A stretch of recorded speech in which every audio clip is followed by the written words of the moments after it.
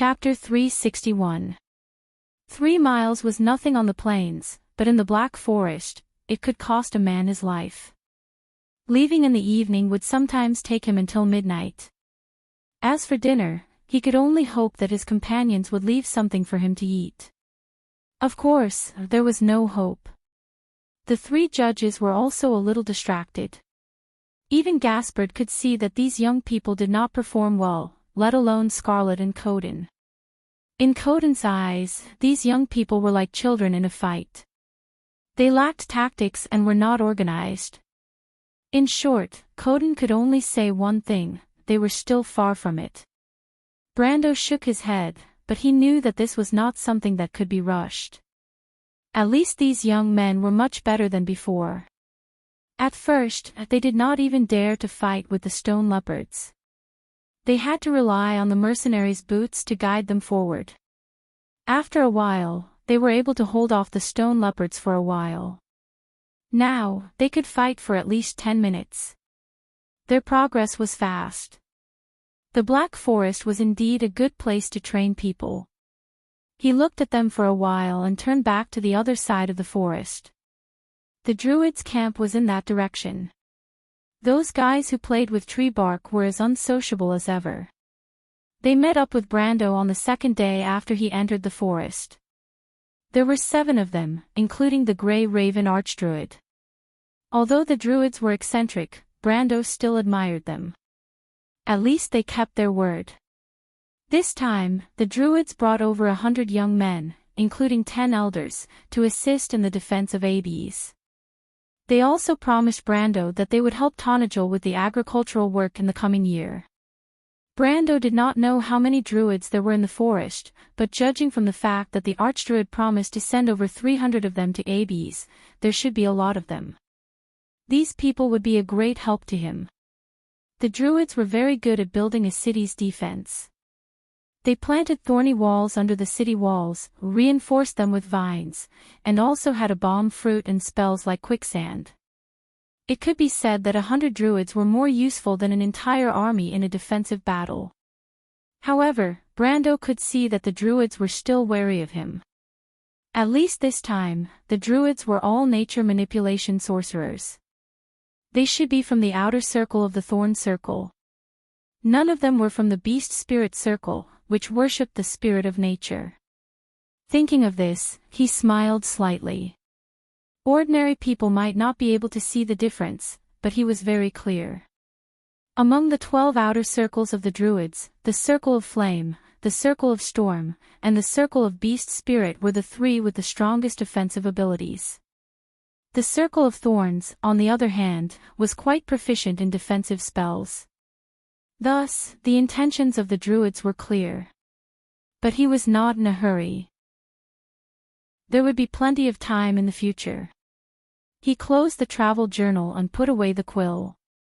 Then, he took out a pale yellow leaf from his pouch. This was the evening primrose. These low-level materials were easily available in the Black Forest, and Brando could use them to practice alchemy. As described before, in the Amber Sword, civilians could raise their alchemy to level 5, while nobles could raise their alchemy to level 7. In fact, ever since he received the Princess Regent's reply, Brando's status on the interface had changed from civilian to noble, and even a lord. A lord could even raise his alchemy to level 8. Unfortunately, this status came a little late, because before that, Brando had already reached the level of an elementalist. An elementalist was the main profession of a mystic profession. Under this profession, alchemy could be raised to level 10, which was far beyond the status of an ordinary noble. Brando held the evening primrose in his palm. The shape of this evening primrose was rare, and the glossy color was far better than the same species that grew in other areas. Although the Black Forest was dangerous, it was worthy of being called the treasure trove of alchemists. Then, the young man slightly moved his mind, and a scarlet magic circle immediately appeared in his palm. After a few days of practice, and after wasting countless materials, Brando was now very proficient in blood refining.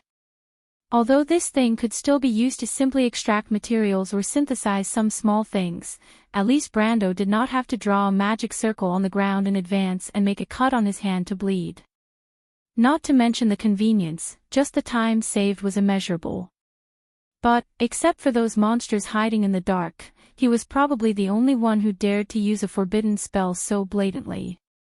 When the scarlet magic circle became obvious, the evening primrose began to vaporize in his palm, and then a drop of crystal-clear water was left. But it was not a drop of water, but a droplet-shaped crystal. Magic essence. Dissolve 10 units of this thing in water, and it could make a bottle of lesser magic potion. This thing seemed simple, but in fact, it required the support of at least level 5 alchemy.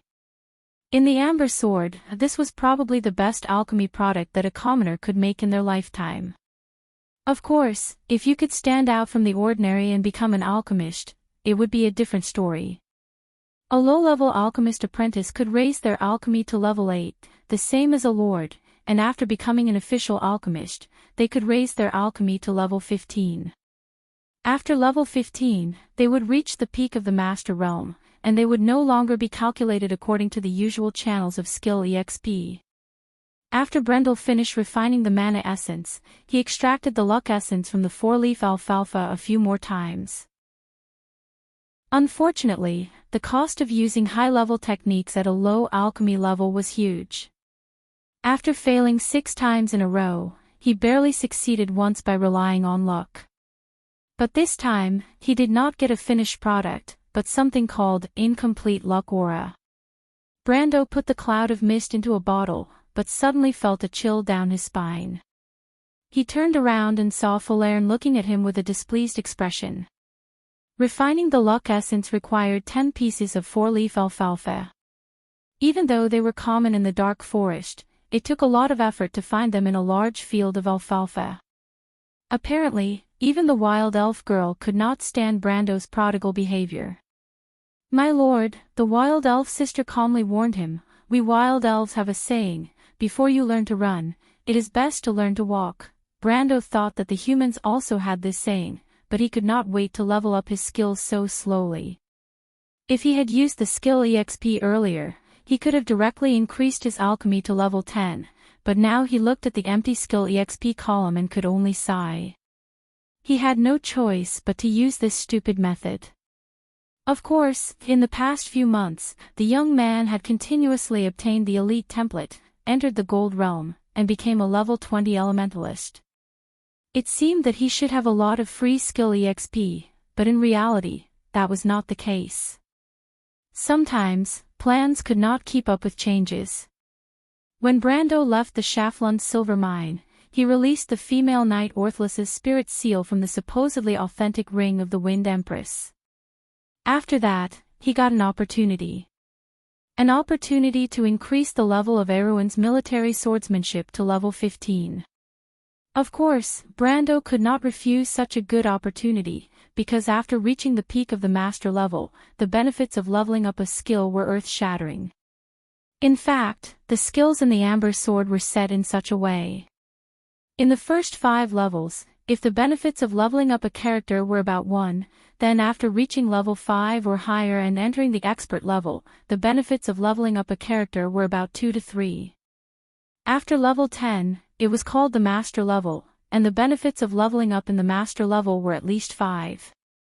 However, the skill experience required to reach level 5 was 10 times that of the previous 10 levels, and the master level also had requirements for the profession. Skills that were not of the profession could never reach the master level.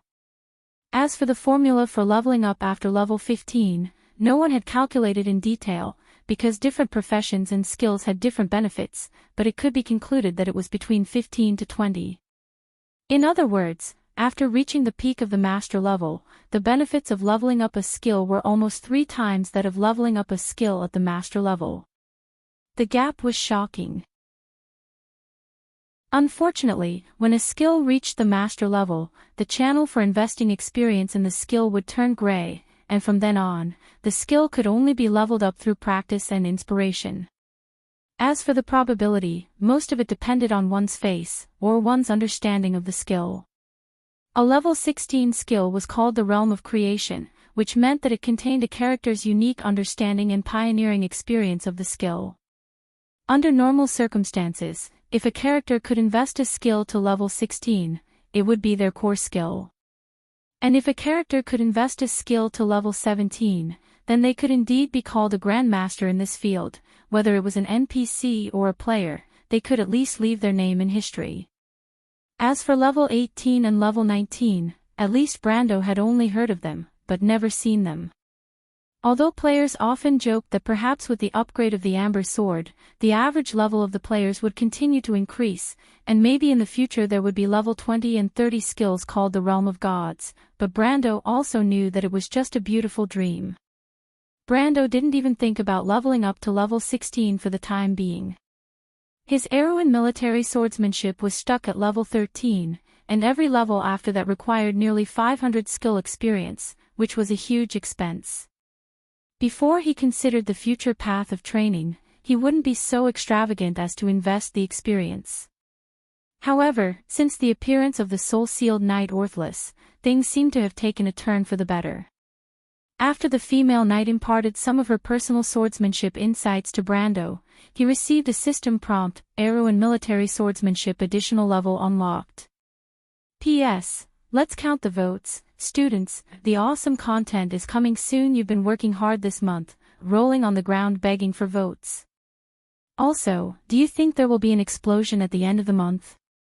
To be continued. If you want to know the future, please go to www.cheatyin.com, support the author, support the original reading. Chapter 362. Arrow and Military Swordsmanship Level Up. Of course, the young man understood what it meant. It meant that he could add another level of experience after reaching the peak of Master. This way, Arrow and Military Swordsmanship would be able to reach level 16 steadily.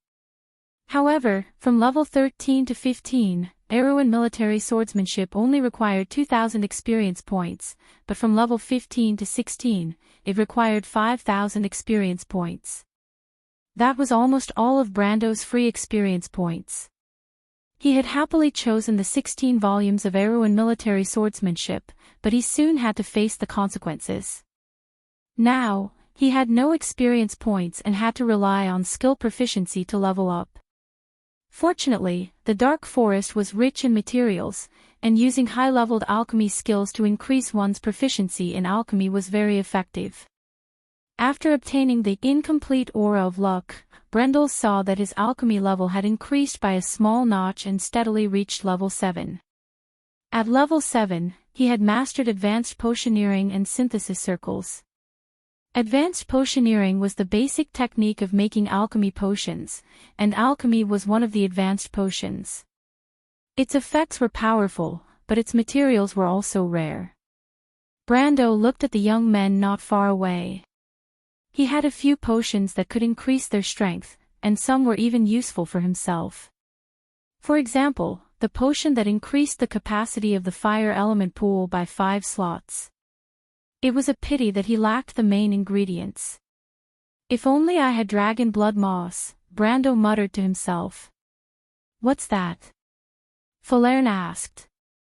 Legend has it that where the giant dragon fell, red blood with a foul stench overflowed and eventually flowed into an ancient pool. Beside the pool grew a thick layer of bright red moss, which was the dragon blood moss. Dragon blood moss can be used to make dragon strength potions, Brando replied. Falern understood. The dragon strength potion was as famous as the dragon itself, especially for warriors. It could increase a person's physical strength, and it was equivalent to 2 to 3 years of physical training for a normal person. Of course, she didn't know that according to Brando, the dragon strength potion could directly increase strength and constitution by 5 energy ranks. It could allow a normal person to enter the Iron Realm in an instant. This was something that was commonly used to train armies, and even the nobles were eager to get their hands on it. Its price in the black market was very high, and each bottle was worth about 10,000 Tor coins. In fact, it was not worth it to use 10,000 Tor to train an iron-ranked soldier, but considering the time saved, the dragon strength potion was indeed worth the price. However, Brando did not intend to make a fortune out of it. First of all, the south of Erewhon, including the Black Forest, did not produce dragon blood moss. Secondly, the mana tide was coming soon. When that happened, all kinds of potions and magical items would plummet in price. He would only be asking for trouble if he interfered with the business of these things. Brando even warned the Roman lady not to pay attention to any magic-related goods. But he did not expect the merchant lady to know about the mana tide. What made Brando relieved was that she did not know that the mana tide was coming. Otherwise, he would have doubted the identity of her aunt. "My lord knows how to make that kind of thing?" Falerne asked. "Level 7 alchemy, just enough to pass the threshold, but the success rate will not be high." Brando looked in the direction where the young men had defeated the 12 stone leopards. They were given a short break, but soon, Falerne and Coden were going to teach them something new. The old swordsman was mainly responsible for explaining the key points of Erewhon's military swordsmanship, while Scarlet was more direct. She directly defeated the two groups she was in charge of and let the young men experience what they were lacking. Level 7 alchemy. Falerne frowned as she listened. She wondered if the students of wizards were all so strange. But Brendel was her lord, and she would not say it out loud. "I meant this level of alchemy." Brando seemed to be used to correcting himself, and he changed his words without a trace. "In my hometown, there are not many people who know how to make this kind of thing." Falerne frowned. The dragon strength potion can be sold for more than 3,000 Lopez gold coins in the auction house. The most we mercenaries can do is look at it. 3,000 Lopez gold coins were worth more than 15,000 Tor coins. "But I really want to hear the stories of your adventures." Brendel sighed at the high prices of Lopez as a trading port and replied casually. "My lord, you know it's fake. It's just a memory that has been created. But it can also be said that it's real. The memories of thousands of Lopez mercenaries have been gathered together, but they have formed a unique one, and that is you. You are real in my heart." The young man turned around and looked at the expressionless maid. "Thank you, my lord." Falerne replied lightly, "We adventure to make money and improve ourselves. But the money we earn as mercenaries is not enough to afford these luxuries. Actually, the dragon strength potion is not a high-grade potion." Brando replied. But he knew that the wild elf girl was telling the truth. Although the dragon strength potion was not a high-grade potion, Brando only knew that in this era of the Amber Sword, a dragon strength potion recipe was worth at least 3 million Tor coins. This was the first chapter of the game, the Empire of Birth. There were still 5 years before the second chapter, War and Chaos. It was the last period of time before the most powerful magic tide in history. In the game, this period of time was called the Age of Withered Magic. But it was not far away. Falerne looked at him and did not say anything. "If we want to buy a suitable weapon, we have to think about it over and over again. Our armor is sewn and mended by ourselves." Then she continued to answer, her eyes quietly looking ahead. "The life of a mercenary is very tough. We lick the blood on our blades, but we don't necessarily lead a drunken life." "Everyone is," Brando replied. "Be it nobles, kings, or merchants, no one has the right to be superior to others on this scale just because of their high status or wealth. No one can be satisfied for a long time. Happiness is only temporary. Pain and sorrow accompany a person for a lifetime." Neither of them continued. They both had their own answers to what life was for. At this time, Brando heard heavy footsteps behind him. Then he turned around and saw the huge figure of the Fireclaw lizard man Lord Ropar looming behind a mangrove tree. Its dark red skin and mottled dark scales were no different from the surrounding mangrove bark, forming a natural cover. But Brando saw the look in the lizardman's pale yellow prismatic eyes. It was a look of vigilance with a hint of inquiry. The young man was startled and asked, "What's the matter, Ropar?" Brando summoned the lizard-man lord on the second day after entering the forest. It was not easy to explain why this thing was left in the territory, so it was better to keep it by his side for the time being. Not only did he summon Ropar, he also summoned the Fireclaw spearmen. A squadron of 30 of them. Originally, they were only at the peak of Black Iron, but when Ropar was on the field, it provided a special ability. When the Fireclaw Lord is on the field, all Fireclaw tribe members on the field will have 1 combat counter added. This card was forcefully changed to Fireclaw Spearman. The Fireclaw Spearmen had the strength of a lower silver. With a creature level of 32, they were almost on par with the mercenaries of Lopez who were attached to Vientiane Forest. As for the Fireclaw Lizardman tribe, Ropar and his 30 subordinates were mainly responsible for guarding the periphery. Brando occasionally instructed them to let 1 or 2 wild beasts come in to test the reaction of the young men. So far, it seemed to be going well. Ropar looked at the young lord and did not say anything. He bent down and placed a stone in Brendel's hand. This creature was almost 2.5 meters tall, and its width was only a third less than its height. When it bent down, Brendel could feel the oppressive aura that assaulted his face. But when Brando took the stone, he was stunned. It looked like a piece of crystal. It was completely transparent, and the crystal lattice pattern emitted a faint light. It seemed to be absorbing light, to the point that it became an impure black. The crystal was cold to the touch. Brando was shocked. "Where did you find this?" This was not a crystal, but a scale of a war basilisk. A pond. Ropar was silent, but he used 3 fingers to gesture to let Brando understand what he meant. He told Brando that Amandina and Tia had found the pond and found a small piece of scale in it. This meant that there was a war basilisk nearby. War basilisks were the descendants of the sea monster Hydra. They once lived in large numbers on the land, but were later driven to the wilderness by humans. There were many variants of war basilisks. For example, the Dark Elves raised shadow 9-headed war basilisks across the Kalanga Mountains and the entire peninsula. In the semi-civilized areas in the south, the barbarians who lived in the swamps worshipped the 5-headed war basilisks as gods. However, 3-headed war basilisks were generally equivalent to beginner gold-ranked creatures. 5 of them were upper gold-ranked creatures. 9 of them were elemental awakened, and the strongest 12-headed war basilisks were said to have a bronze body. Brando was interested. It was said that the scales on the war basilisk's chest were blessed by the sea monster Hydra, so it was an extremely precious alchemy material. Even though the war basilisk's blood was not as good as dragon's blood, it was at least a grade higher than dragon's blood moss. It could be used to make dragon strength potions, and the effects were even better.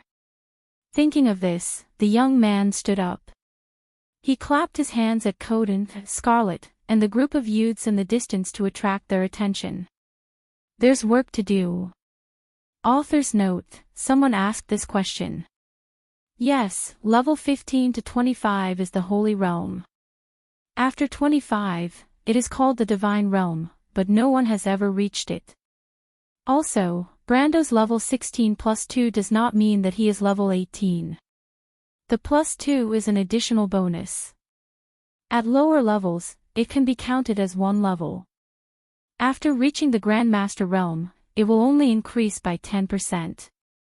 To be continued. If you want to know what will happen next, please go to www.chidian.com. There are more chapters.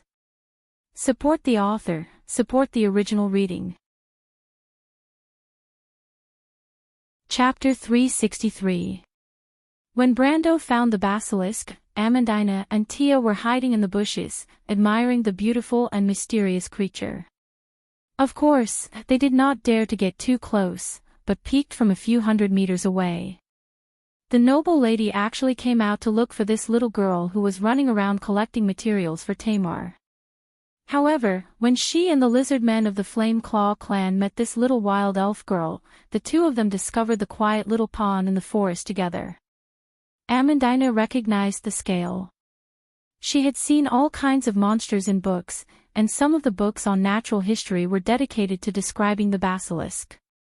She had Ropar report to Brando about the basilisk while she led the others to continue forward. Soon, they found the tracks left behind by the basilisk in the forest. It was a 5-headed snake lizard. The surface of its body showed incomparably beautiful lines at the intersection of light and darkness. It was filled with a sense of power. Its fine scales were ink black, but there were some places that revealed a faint green color. This was a venomous basilisk. Its defense and strength were not as good as other basilisks of its kind. It could not turn its body into mist like the shadow hydra, and it could not manipulate the elements like its ice or fire subspecies. However, it was one of the most difficult to deal with among the basilisks. It could even corrode magic alloys with its venom. Fortunately, Brando knew how to deal with this monster. He rushed out and said to the others, "You guys stay here and watch." He said this to the group of eager youths, and then ordered, Coden, Ropar, Scarlet, attack from the back. The 5-headed basilisk only attacks 180 degrees. I'll attract its venom. That's too dangerous. The old swordsman pulled out his sword and followed behind. The basilisk was precious, and Brando had promised to give him a bottle of dragon strength potion. Leave it to me. The youth pulled out Halran Gaia, and the wind haste spell on the scabbard that Tamar had specially made for him was activated. His agility was increased by 50%, and his body sped up. As he said this, he entered the snake lizard beast's alert range. The 5-story-tall behemoth also discovered the intruder from 200 meters away. Its third head raised, and its conical mouth opened wide. Brendel did not forget the experience of fighting against these creatures. He saw the monster's mouth open and frowned, then rolled to the side. Chee! A black arrow of venom missed him by a hair's breadth. The venomous liquid streaked through the forest like a long dragon. The trees in front of it were corroded and emitted white smoke. Some even burned because of the large amount of heat. Finally, the venomous arrows that did not hit the target shot into the forest. The trees in the forest withered and turned yellow at a speed visible to the naked eye. The basilisk spirit, the youths who wanted to try their skills, but when they saw this scene, their faces, and some even cried out. By the name of Martha. The young man named Mordenkainen by Brando stared blankly at the lord who dodged left and right, and calmly avoided the 5 venom arrows. His heart was full of nervousness and surprise. He had heard of many legends about the youth, and some of them were too miraculous and unbelievable to be believed. But these were incomparable to the facts he had seen with his own eyes. His mouth was wide open, and suddenly he heard someone beside him ask, So strong, the Lord said that one day we can be like this too. Is this true? The person who asked this question was obviously stunned. He could not help but pull his companion next to him. Muriel, whose sleeve was pulled, blushed and moved aside. Muriel. The man was stunned. What's wrong with you? No, nothing, Muriel shook his head vigorously. He looked at the other side and whispered, The Lord is at least gold tier. I think it will take us at least a few decades to reach his level, a few decades, but the Lord looks at most 20 years old. The Lord is a genius, can you compare? That's true, but a few decades is too long. That's gold tier. One of the young men, who was originally a mercenary, immediately mocked, Do you think he's a grass in the field? Do you know the reserve knight of the Holy Cathedral? As long as you have gold tier strength, you can enter the reserve knight of the Holy Cathedral. Many people in the crowd sucked in a breath of cold air. The Knights Templars reserve members were people they could only look up to in the legends. They were existences that were even higher than Grodin. Another person said, "Don't even talk about gold tier. As long as you can reach silver tier, you can easily obtain the title of knight from the Lord." Even the lowest noble title of knight was full of temptation. "Then can we reach silver tier?" someone asked. Carglass finally snapped out of his daze. He felt that his lord must have laughed when he saw him rushing towards him with his sword. He was only at the pinnacle of iron rank, and yet he had to fight against a gold-ranked quasi-sword saint who was at the pinnacle of swordsmanship and possessed the strength of a gold-ranked warrior. Although the young man was thick-skinned, he could not help but feel a little embarrassed. "We can definitely reach silver tier." He glanced at the others and answered. "Are you sure, Carglass?" Maria asked curiously. "It's difficult for an ordinary person to reach silver tier. You still need to have a certain amount of talent, right? Don't you think you're improving very quickly?"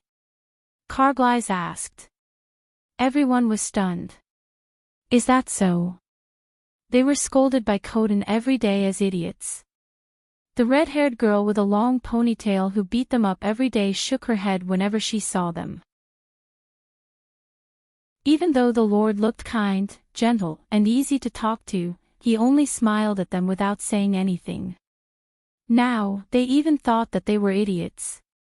Otherwise, how could the Lord and Miss Scarlet, who looked like they were in their teens or 20s, be so much stronger than them? Carglass shook his head. He knew that this was not the problem.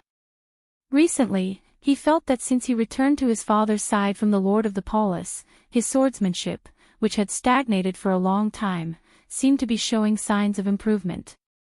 He was also surprised to find that his absolute strength had begun to show signs of reaching silver tier after only a week in the dark forest. "Do you know what kind of swordsmanship the Lord is teaching you every day?"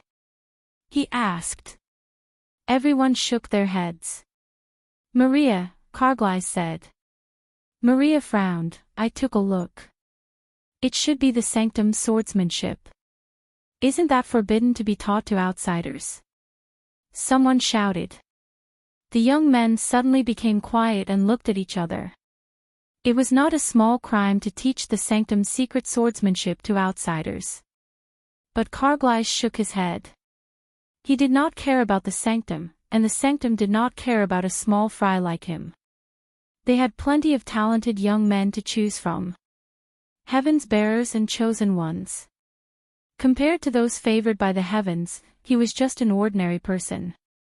He patted Maria's shoulder lightly. "So, do you understand, Maria? I think I've made the right choice this time." Maria blushed. The others quieted down. They all heard what Carglass said. While the young men were deep in thought, Brando was not as relaxed as they thought. The venom of the five-headed snake was far more terrifying than it appeared to be. Although Brando was not hit directly, he was still shuttling in and out. Soon, a row of notifications appeared on the green grid in his vision. Abnormal status. Brando had already passed through the 5th poisonous arrow. He knew that the basilisk needed some time to prepare for the next round of attack. He immediately gestured to Coden, Scarlet, and Ropar, who were behind him, to quickly move closer to him. At the same time, he also tried to lure the big guy to turn around. On one hand, he wanted to leave the area filled with poisonous clouds. As he moved forward, he quickly switched through the interface. It was not difficult for him, as it was a reflex action after thousands of repetitions. The interface first switched to the life status, and it showed the healthiest green color. This meant that although the poisonous cloud had begun to seep into his body, it had not yet caused any damage. This was because his constitution was still immune to the poison. Brando's constitution was over 100. If he was an ordinary person, he would have died a few hundred times. He immediately switched to the immunity panel. The resistance column was pale yellow. The resistance rate was about 87%, but it was still decreasing. At this rate, within 10 minutes, even if he was not hit directly, he would still be poisoned to death. As expected of an upper gold-ranked creature, it was not easy to deal with. In the game, the five-headed snake's attack interval was 1.5 minutes. This meant that the attacker had to hurry up and close the distance between them. However, the basilisk was very cunning. It also retreated while spitting. Brando was used to this tactic. He changed his direction and lured the five-headed snake to face him. This way, it would be easier for Coden and the others to approach it from behind. The five-headed snake also realized this, but it could not do anything else. It could only growl angrily. 30 seconds later, Brando, Coden, and the others were within range of the five-headed snake. Brando activated charge and was the first to enter. He then jumped up and dodged the five-headed snake's whip-like tail sweep. Tail sweeps had always been reserved for dragons and wyverns. When the tail that was even sturdier than steel swept across the forest and cut the towering trees in half, the loud cracking noises could be heard for miles. All the spectators in the distance couldn't help but hold their breaths.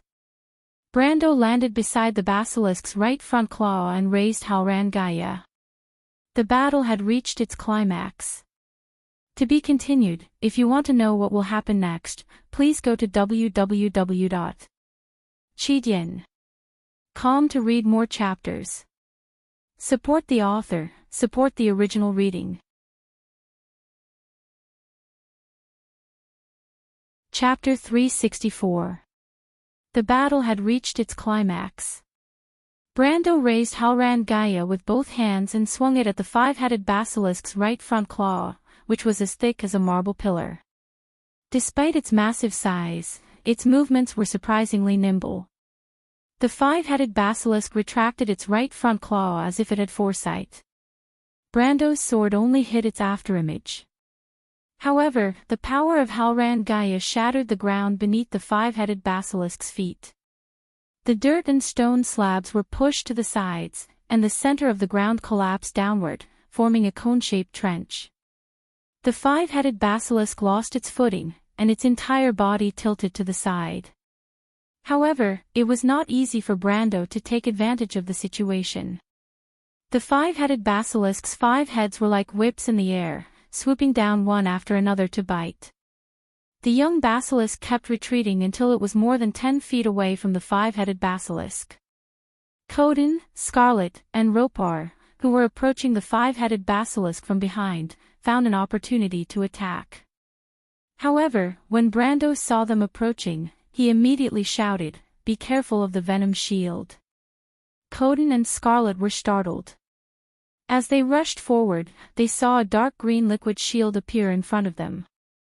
Both of them were experienced, so they stopped abruptly. However, the old swordsman was obviously more experienced. When he stopped, he pulled out a dagger and threw it at the magic shield. Then, with a soft hiss, the dagger turned into a puff of white smoke before it could penetrate the venom shield. Martha above. The old swordsman rejoiced in his heart. Fortunately, Brando had warned him early. But how was he going to deal with this? Only the Fireclaw Lizardman Lord, Ropar, did not seem to have heard anything. The Lizardman Lord, who had been majestically pursing his lips, with a hint of coldness in his pale yellow eyes, crashed into the venom shield. The venom shield washed over his body, but it did not seem to have any effect on him. It only took away the dirt on his dark red scales. Poison immunity. Brando did not expect the Fireclaw Lizardmen to have such a trick up their sleeves. However, the five-headed snake lizard was also a lizard, or at least a reptile. Ropar and it could barely be considered the same species. It was reasonable for the same species to have some means to restrain each other.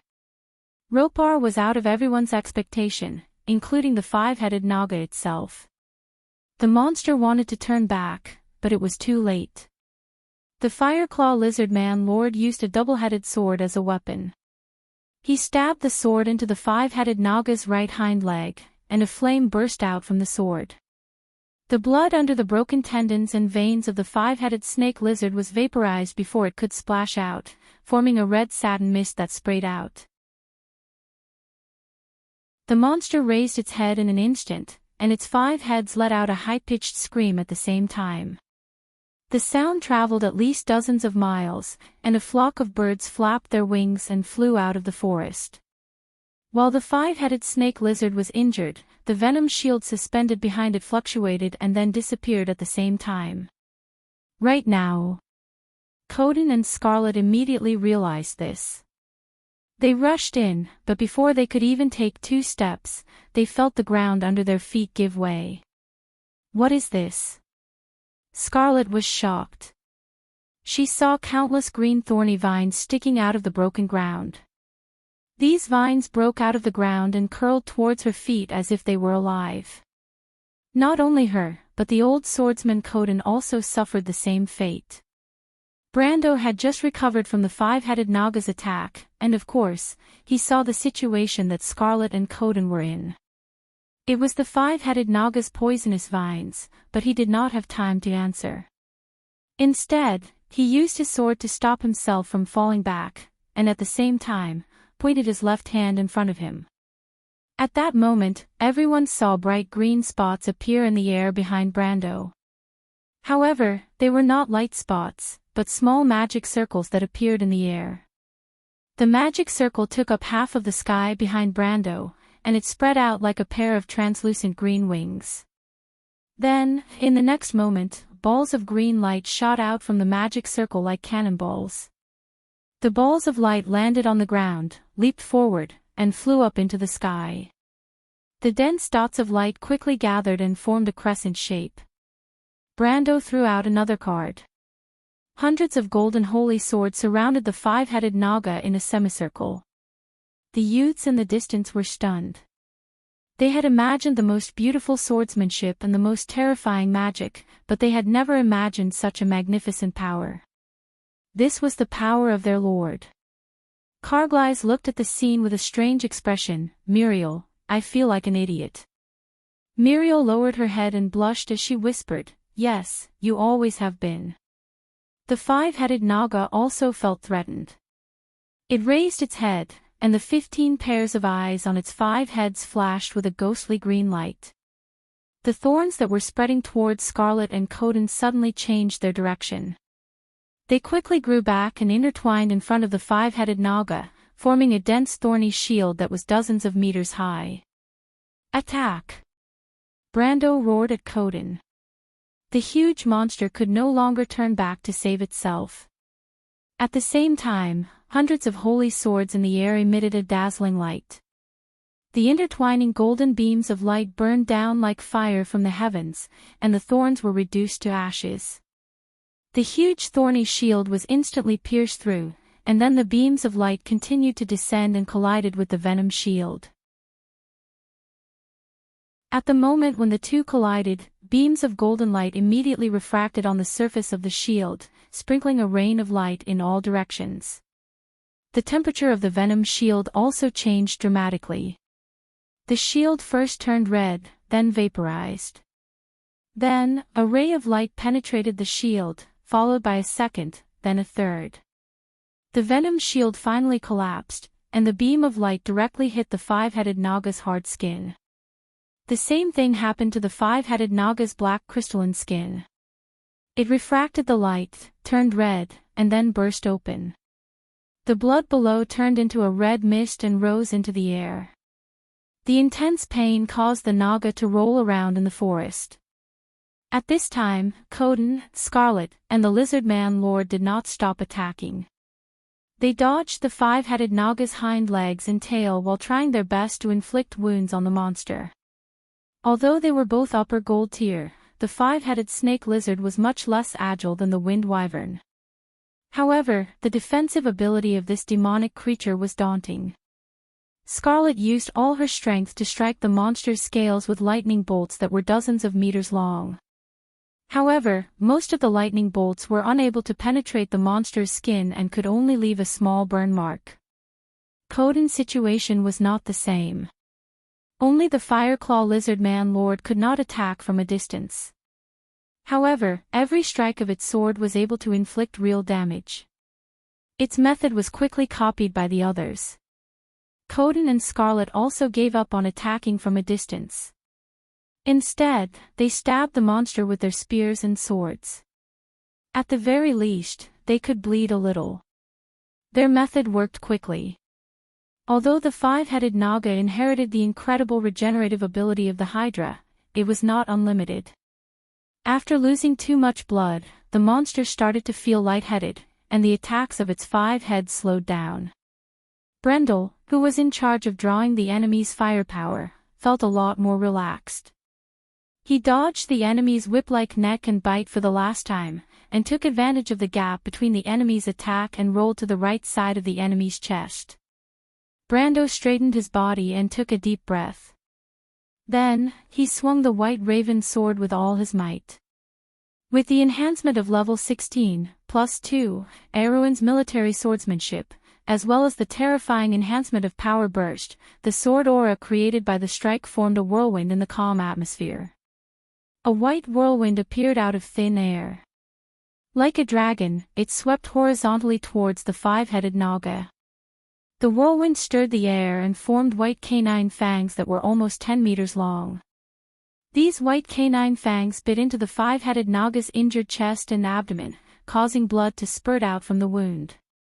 But that was not the end. Halran Gaia tore the earth apart with the same force as the whirlwind.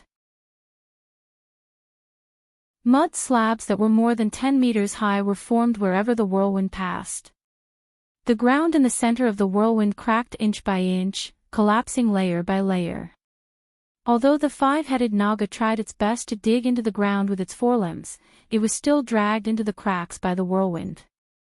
After the whirlwind of Halran Gaia, the forest around Brando, Coden, Scarlet, and the lizard man Thane had changed. With Brando as the center, the ground in the cone-shaped area in front of him continued to collapse. It was as if a large-scale landslide had occurred on the flat ground.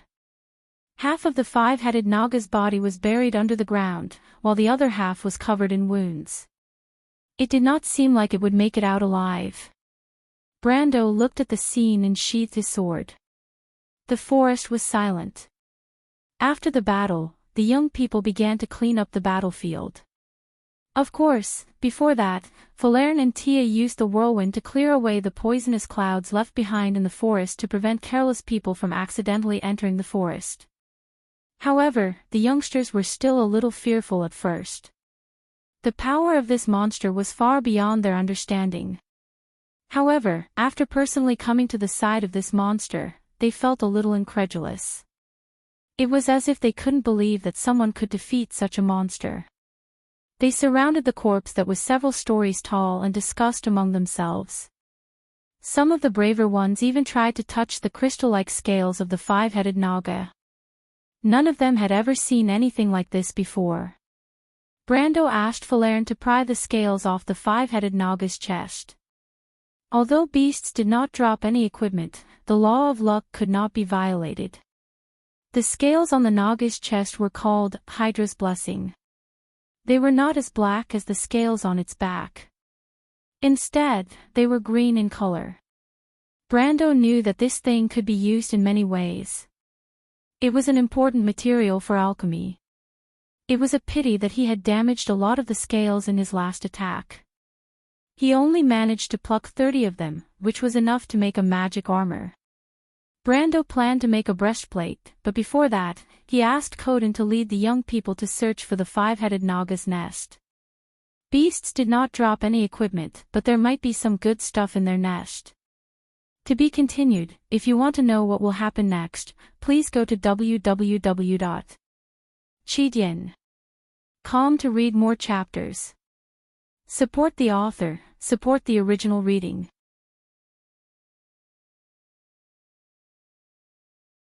Chapter 365. The 5-headed basilisk's blood filled several containers. At the same time, the team that went to search for the monster's lair also received some news. The young men split into 6 groups and searched the forest. The group led by Carglass found the lair of the 5-headed basilisk behind a moss-covered cliff in a valley about 2 miles away from the village. It was in a crevice under a slanted rock that was hundreds of meters long. The exploration team climbed down the valley until they reached the bottom. After parting the dense layers of vines that were as thick as an arm hanging down from the top of the rock, they discovered the stinky lair. The young men obeyed Brando's orders and did not explore the lair directly. Instead, they sent someone to report back. When Brando heard the news, he immediately put down the alchemy tools in his hands and rushed over to the lair with the others. The team passed through the dense forest and arrived at the top of the valley. Brando first observed the terrain. As mentioned in the information provided by the messenger, the huge rock in the valley seemed to have fallen from a towering cliff. However, it had been there for a long time. Other than the exposed white parts of the rock, it was covered with green vegetation. The deeper they went into the black forest, the less obvious the influence of the four seasons was. Tonajal was currently in the harsh winter season, but as they went south into the forest, the temperature rose day by day. The forest in the valley was so dense that it was like midsummer. In the distance, there was a mountain stream that formed a waterfall on the cliff. The water splashed like white silk. Brando and the rest went down the mountain. At the bottom of the valley, the young lord saw Carglass and his team. They were resting. Maria had sprained her ankle when she entered the valley. She was sitting on a rock beside the pool under the care of a few people. Brendel glanced at Maria. He already knew who she was, but he accidentally saw her bare calves. Her fat was well proportioned, and her skin was snow-white. Only her ankle was slightly red and swollen. He could not help but be startled. He quietly went to Carglass' shoulder and whispered, "Are you sure she's a man?" Carglass shook his head. "My lord, you know that the children of God do not have a gender. As long as I wear the divine robe, it doesn't make a difference whether I have an extra piece or not." The young man pointed at his chest with a wretched smile and answered in the crude and straightforward manner he had learned in the military camp. Brando coughed and asked, "Does that mean she's a woman?" Carglass shrugged. "I didn't say that. Ever since I met Maria, she has been wearing a robe or dressed as a man. I don't think anyone knows this secret except for her father or her wet nurse. Maria's father had wanted her to become a member of the clergy since she was very young. Isn't this a good thing?" Carglass smiled mysteriously and replied, "My lord, let's go down and take a look." Brando nodded. He glanced at Maria again, and then led the others into the valley. The nest of the five-headed snake lizard had always been in the deepest part of the crevice under the rocks. Although it was called a crevice, it was relative to the height of the rocks. As Brando walked, he parted the vines that were full of vitality. Many small lizards that he did not know the name of fled in all directions. He looked up and saw the crevice under the rocks that were at least 16 or 17 meters high. As for the top of the rocks, he could not see the top from where he stood. A waterfall fell from the edge, forming a water curtain at the intersection of light and darkness. There was a faint rainbow hanging on the water curtain. "It's beautiful," Amelia exclaimed as she looked at the rainbow. She felt a sense of security as Brando held her hand. "It's beautiful," Carglass said as he fanned his metal glove beside his nose. "It's just a little smelly." A nauseating stench overflowed from the depths of the crevice. Everyone looked in that direction and saw that the crevice, which was tens of meters wide, extended to an unknown depth. It was pitch black inside. Brando unsheathed Halran Gaia and held it in his hand. The others did the same, and the sound of metal clashing could be heard from behind him. Only Coden lit a torch, and the light became brighter, illuminating the potholes on the ground. Some of the broken rocks cast long shadows on the ground, like black lines that led to the depths of the crevice. "There's a cave in there." Coden pointed in that direction and said, "Hey, the terrain here is really strange. I'm surprised that the five-headed snake lizard could find a place like this to build its nest." Brando also saw that place. It was the deepest part of the crevice. The ground had begun to sink, forming a hole that formed the entrance to a huge cave. He could imagine that the crevice had already existed before the rock fell. The mountain stream on the cliff had broken through the weaker rocks and flowed into the underground river. After a long period of erosion, it had formed a huge hole.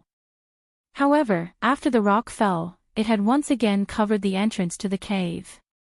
Coincidentally, it did not completely seal off the entrance, but left a crevice that could be entered. It had to be said that the terrain was indeed strange. Brendel gestured, and everyone immediately walked in that direction. The stench was coming from the bottom of the cave. Everyone could see the green stains on the rocks outside the cave entrance. It used to be the entrance where the water from the stream flowed into the ground, but the moss had long withered away. The entrance to the cave was not small, and could even fit a 5-headed snake lizard in and out. Coden brought the torch close to the entrance, but under the illumination of the fire, the interior of the cave was still pitch black. They did not know how deep it was. Scarlet did not say a word and picked up a rock from the ground and threw it in. Bang! After a few seconds, the sound of something colliding came from the bottom of the cave. Everyone looked at each other. For a moment, they didn't know who should go down first. Brando knocked on the entrance with Halran Gaia and said to Amandina, "I'll go down and take a look. Wait for me here." "My lord," Carglass stopped him and said, "let us go first." Brando pushed his hand away and chuckled, I won't hesitate to ask you to run errands. But compared to being familiar with this place, your experience is still lacking." He then turned to Falern and said, "Falern, come with me." The older wild elf sister froze for a moment and pressed her hand to her chest. "Me?" She put on a straight face. "I'm an elementalist, my lord." "That's not important. Don't forget, cleaning up the battlefield is your job." Brando smiled and replied, "Don't worry, I'll protect you." He had to admit that Soft Hand's luck was indeed very good. The cave was at least 100 meters deep, but Brendel saw something good the moment he reached the bottom of the cave. There was a spacious space at the bottom of the cave. It was obvious that the 5-headed snake lizard used this place as its nest. In the darkness, in addition to piles of rotten meat and bones, there were some withered twigs in the corner. Brando saw a large number of armor and weapon fragments in the gaps between the twigs. But that wasn't what he was looking for. What really caught his attention was a metal glove studded with fiery red gems. Brando's heart skipped a beat. He wasn't sure if that was what he was looking for. At this time, Falern, who had activated her wings of the wind, floated down from above. She flapped her wings and landed on the ground. She then folded her wings and looked around.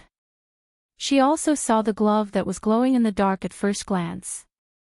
But she didn't ask. According to her logic, Brando would tell her if he wanted to. Brendel walked over and picked up the metal gauntlet. The green light network on his retina immediately changed, interweaving into rows of words in his vision: Crimson Blessing, Bahamut's Grip Glove Armor 2 Defense Fire Shield 5 Defense Attack with 10% Fire Damage Advanced Alchemy Circle. The young man couldn't help but praise Martha in his heart when he saw the properties. It really was the legendary alchemy glove. The level of this item was only fantasy, but in the Amber Sword, it was called a fantasy artifact. This was a pun, meaning the Crimson Blessing, Bahamut's Grip. It was not only a fantasy artifact, but it also meant that it was even rarer than a real artifact, so it was called a fantasy artifact. Of course, any fantasy artifact was just a price tag for a RMB warrior. But the price on the game's trading website was as high as 30,000 renminbi. It was enough to make an ordinary player like him look at it as nothing. But Brando never thought that he would get this glove in his first exploration of the dark forest in this world. Compared to the 5-headed snake lizard he had killed, this thing was like a piece of cake. He couldn't wait to put on the glove. But at this time, he suddenly heard Falern whispering behind him. "Look over there, my lord." Brando turned around. Then he saw something he couldn't believe at the top of the circular nest made of branches. It was a snow-white, spherical object about the size of a coconut. It was a little dazzling in the dark underground. There were about 30 of them in the outer layer of the nest. Damn! I'm going to be rich this time, Brendel exclaimed in his mind. Those were snake lizard eggs. There were at least 100 of them. The value of these eggs was enough to buy the whole of Tonajol. Brando's heart pounded. Those snow-white eggs were like a shining treasure trove in his eyes. The young man was stunned for a moment before he remembered something. He immediately beckoned to Falerne. Quick, call the people up there. The young lord took a deep breath. We have to get these eggs out of here. To be continued. If you want to know what will happen next, please go to www.chidien.com to read more chapters. Support the author, support the original reading.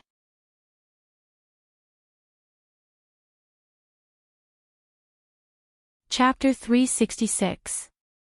When the youths reached the bottom of the cave one by one, they immediately let out a series of strange screams.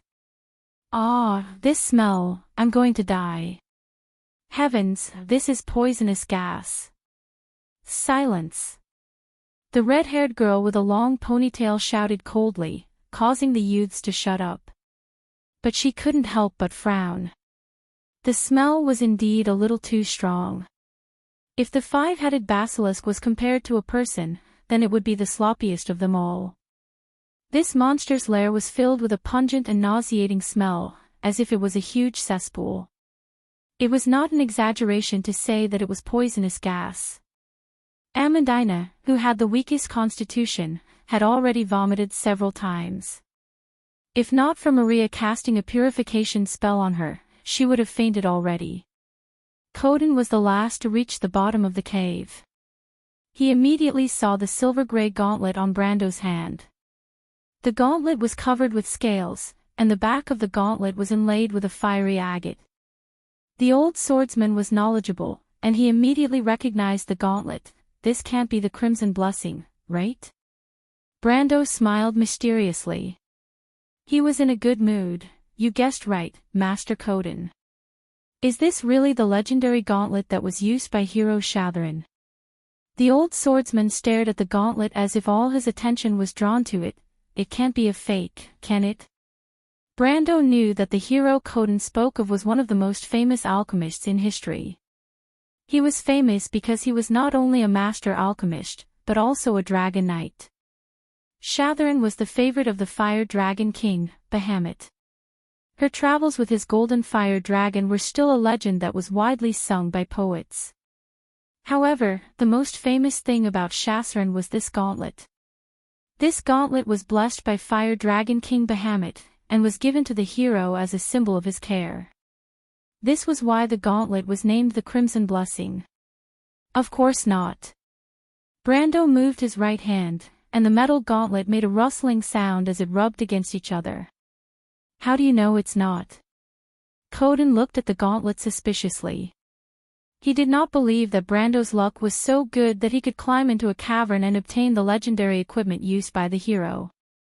The legend of Shatharan was something that happened almost 300 years ago. After that, this gauntlet was lost in the land.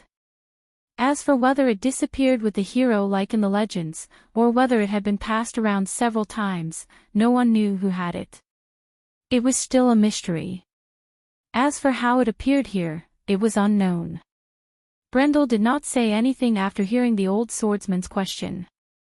He put his glove on Halran Gaia's hilt and pulled it out.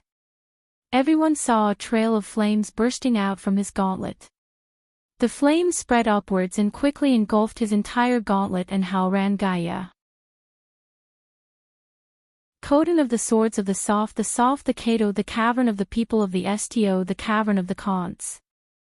The surrounding youths were stunned. They stared at the scene with their mouths agape. Coden's eyes widened as well, but after a brief moment of shock, he still insisted on his opinion. It's similar, but there are many enchantments with fire effects. Coden said. For example, Flame Grasp, Fire Blade, and Flame Blessing. It doesn't have to be the Crimson Blessing's dragon's flame. Brendel smiled faintly. He swung his sword to the side of the cavern, and the flames on the sword vibrated and burst out in all directions. The flames burned in the air and formed a sound similar to a dragon's roar. Finally, the dragon-shaped flames left the sword and swept across the cavern wall. With a loud bang, the stone and sand fell down. Coden was completely convinced that this was the Crimson Blessing. Only the dragon's flame could be so powerful and have such a unique attack style. However, Brando's performance was not over yet. He extinguished the flames in his hand and sheathed Halran Gaia. Actually, the dragon's flame is not the strongest effect of the Crimson Blessing. Do you know Shathran's other identity, Master Coden? Of course. Coden was still in shock. The Crimson Blessing was too famous. He blinked his eyes and took a deep breath. She's an alchemist after all. Yes, but the Crimson Blessing was given to her by the Fire Dragon King, Bahamut. It could be said that it was tailor-made for Shathran. So, the strongest effect of this gauntlet lies in another aspect. As Brando spoke, he took out a scale blessed by Hydra. He flipped the gauntlet over, and a magic circle on the palm of the gauntlet lit up. Coden also saw the fire agates embedded in the Crimson Blessing light up one by one. Then, the scale in Brando's hand flew into the air. The azure scale seemed to have been subjected to thousands of degrees of heat in an instant. It quickly softened in the air and liquefied into green-red water droplets. Brando's 5 fingers moved slightly, and the water droplets immediately gathered and slowly changed shape. Finally, they turned into a fiery red dagger. Then, the surface of the dagger began to cool at a speed visible to the naked eye. From the initial ripples, it gradually hardened. However, it did not cool directly. Instead, it rippled in layers, as if someone was hammering on its surface with a hammer. In the end, the dagger completely cooled down. It was like a piece of hot metal, but the red color gradually darkened and turned into a dark green color. Brando clenched his fist, and the dagger fell into his hand. "Did you see it?" the young man asked with a smile. Coden gasped. Of course, he knew that this was alchemy. However, alchemy was not as magical as this. In Wonde, alchemy was a secret art passed down among the upper-class nobles, witches, and mystical professions. In the eyes of ordinary people, alchemy might seem mysterious, but it was also omnipotent. However, alchemy was a serious skill that combined enchantment and potioneering. Perhaps witches used alchemy to make all kinds of potions in a bubbling cauldron, or the craftsmen of Bugha used alchemy to draw mysterious patterns on armors and weapons, giving them great power. However, the completion of a work required long-term and meticulous work. Apart from the extremely simple extraction of materials that could be done directly with some secret techniques, most alchemy work could only be completed in a quiet environment with complete tools. However, Brando's demonstration had completely changed everything. He had skipped the forging step and directly made a dagger with materials. What? What is this? Coden stared at the dagger in a daze. It's a high-level alchemy circle. In fact, the Forbidden Blood refining technique was developed based on the research of this alchemy circle, Brando replied. The wizards of Bugha have more complete information, but their imitation is much simpler. Not to mention, with the blessing of divine power, the power of this circle is much higher than what it says. The young lord thought for a moment. Generally, advanced magic circles can only be used to refine products below level 10 alchemy. Apart from alchemy in the general sense, if it involves the field of making magic items, it can only enchant the finished product. But this gauntlet doesn't have so many restrictions. As you can see, it can even be used to refine items below level 13.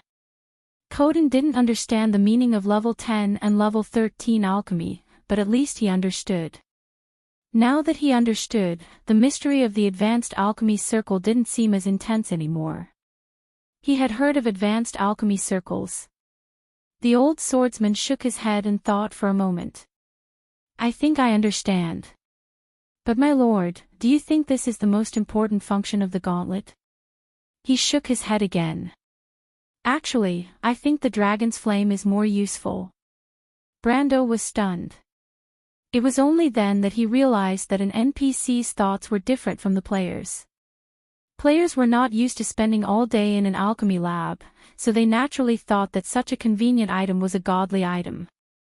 Brando saw the old swordsman's somewhat disapproving gaze and could not help but feel pity for the gauntlet.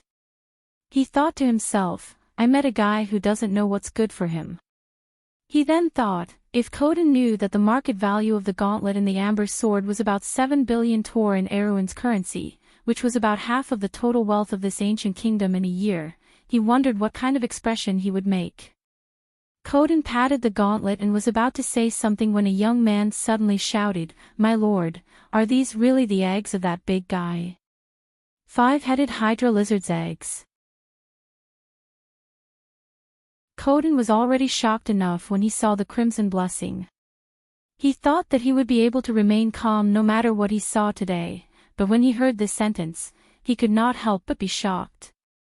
Martha above, what did the eggs of the venomous lizard beasts mean? A large number of future top-tier war beasts. The 9-headed hydra beasts were regarded as top-tier weapons by both the dark elves and the barbarians. Although the 5-headed hydra beasts were much inferior, they were still gold-ranked beasts after reaching maturity. The old man immediately turned his head. Eggs? Where are they? He asked, but he was immediately petrified. He saw more than 100 white eggs placed in the pile of branches. Coden rubbed his forehead, as if wondering if he was still dreaming. These. He gulped, are these the eggs of the 5-headed hydra beasts? He asked Brando tentatively. Brando nodded. In fact, when he saw the eggs, his reaction was not much better than the old swordsman's. Martha above, these eggs were much more valuable than the gauntlet on his hand. Of course, this was not referring to their value in the game, but their value to him at this moment. You. What are you going to do with these eggs? Coden turned his head stiffly and asked. To be continued. If you want to know what will happen next, please go to www.chidien.com to read more chapters. Support the author, support the original reading. Chapter 367. How should we deal with them? Brando asked. This was indeed a problem. This wealth was too precious. It gave people a feeling that it was not safe to just leave it there. They had to go deeper into the Black Forest to find the legendary Valhalla, but leaving these eggs in the Black Forest did not make them feel safe. Kid, Coden said in a slow and heavy tone, I suggest that you escort these eggs back to your territory. Brando shook his head. Coden stared at him. What is so attractive about the Black Forest that it's even more valuable than these eggs? Brando thought for a moment. Valhalla's value was immeasurable, and it was even more valuable than these eggs. However, it didn't mean that he could give up on these eggs. He thought for a moment and replied, I've thought of a way. It's best to leave someone here. Leave someone here. The old man shook his head. Who? This is the Black Forest. It's precisely because it's the Black Forest that I thought that there wouldn't be many outsiders here.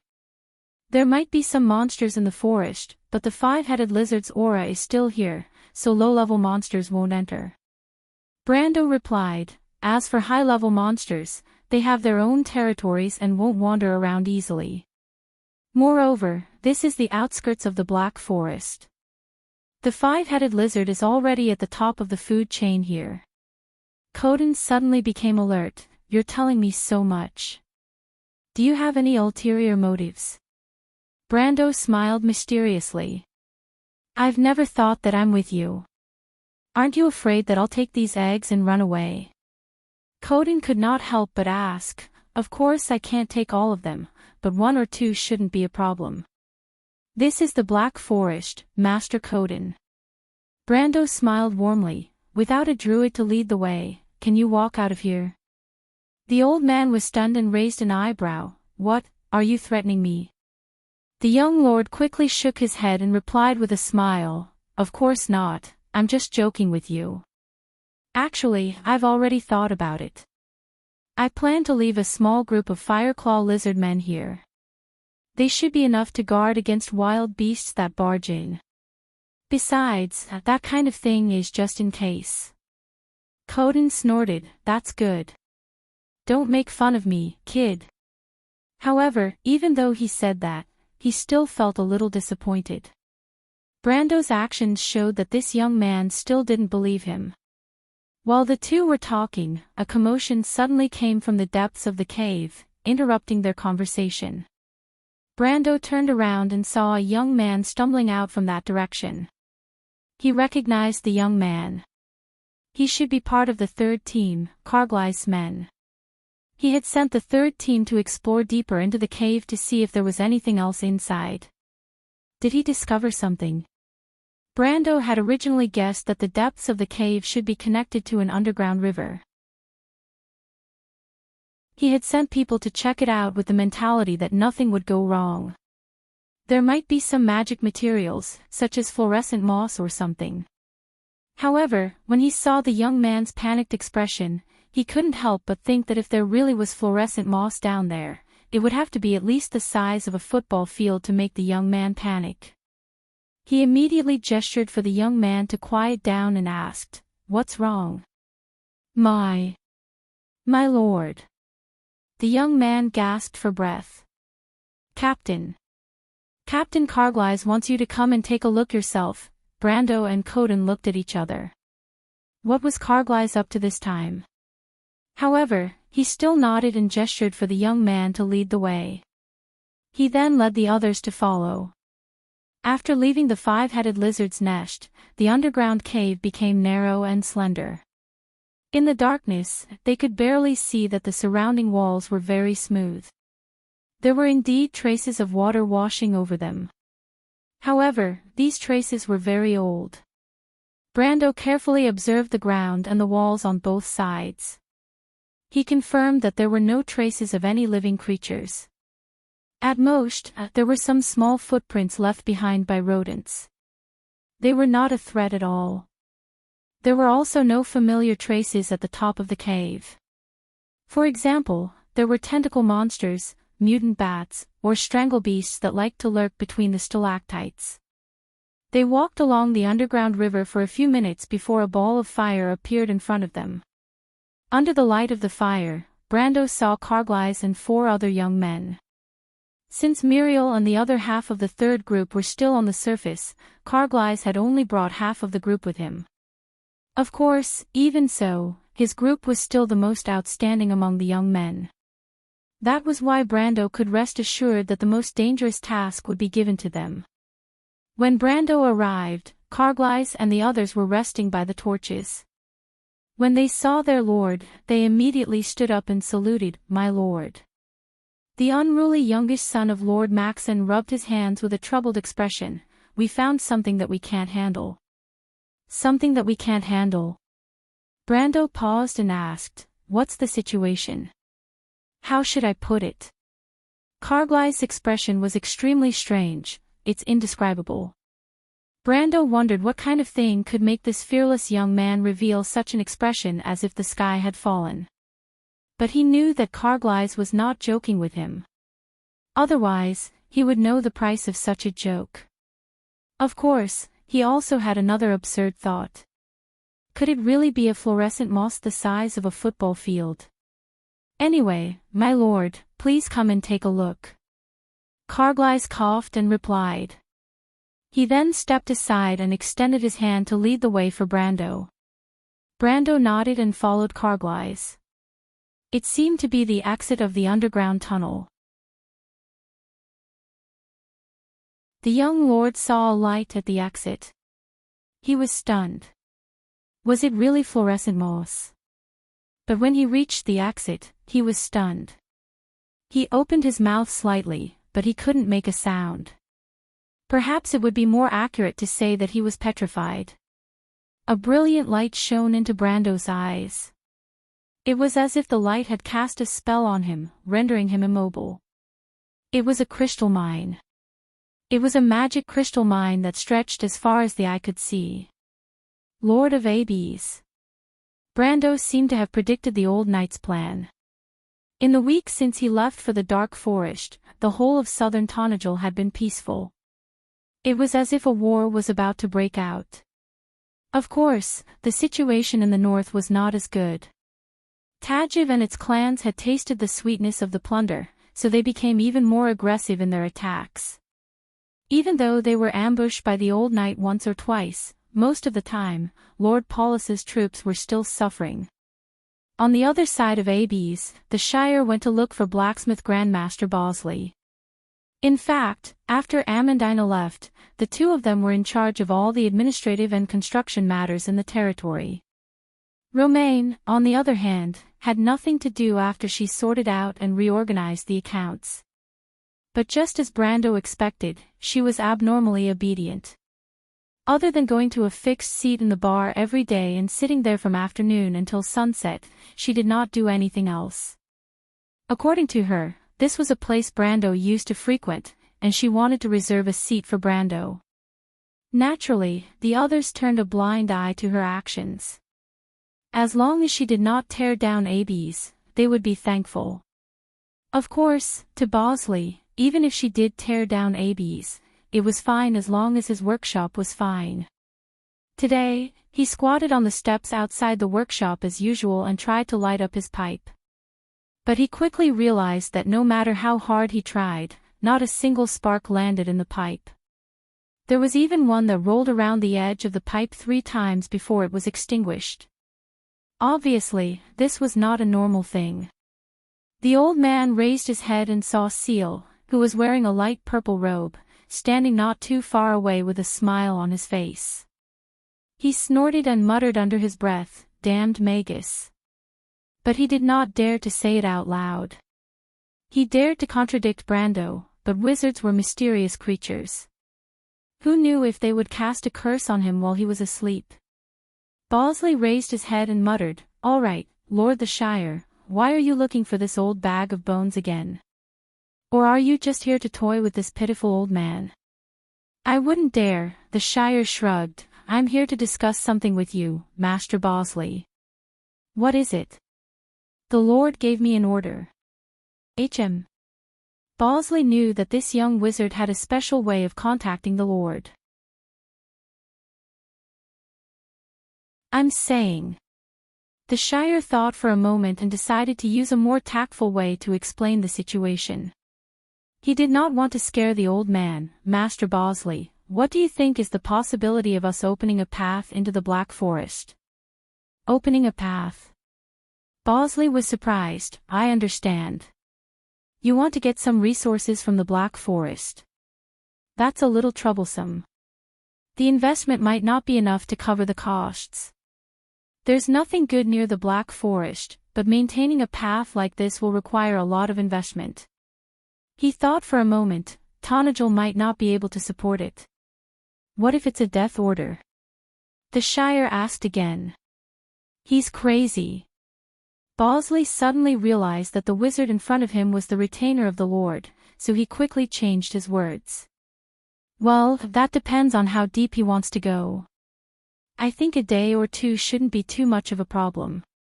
"What his lordship means is," Charles replied with a grin, "at least a week's journey." "Impossible." To be continued. If you want to know what will happen next, please go to www.chidien.com. There are more chapters. Support the author, support the original reading.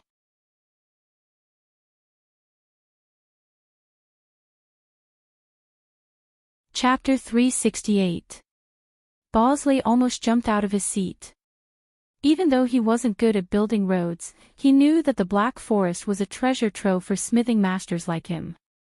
However, he knew exactly what kind of place the Black Forest was.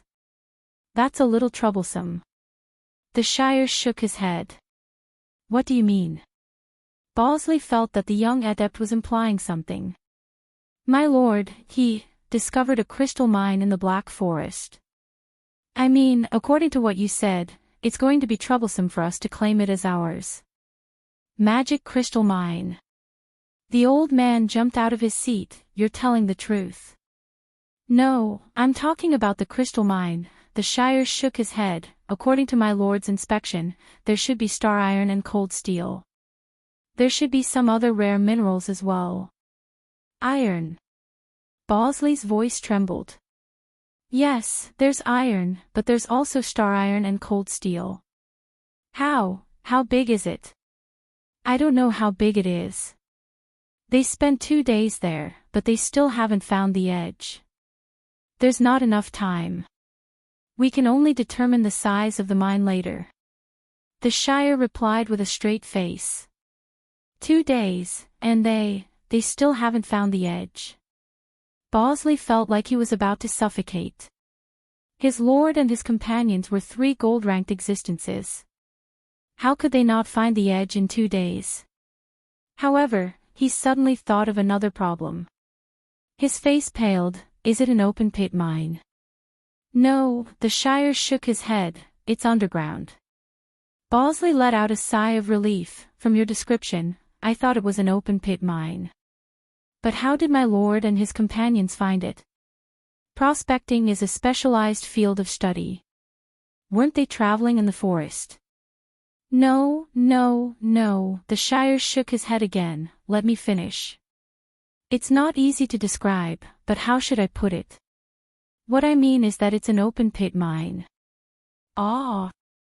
Bosley's hand loosened, and the cigarette that had been with him for many years fell to the ground and shattered into pieces.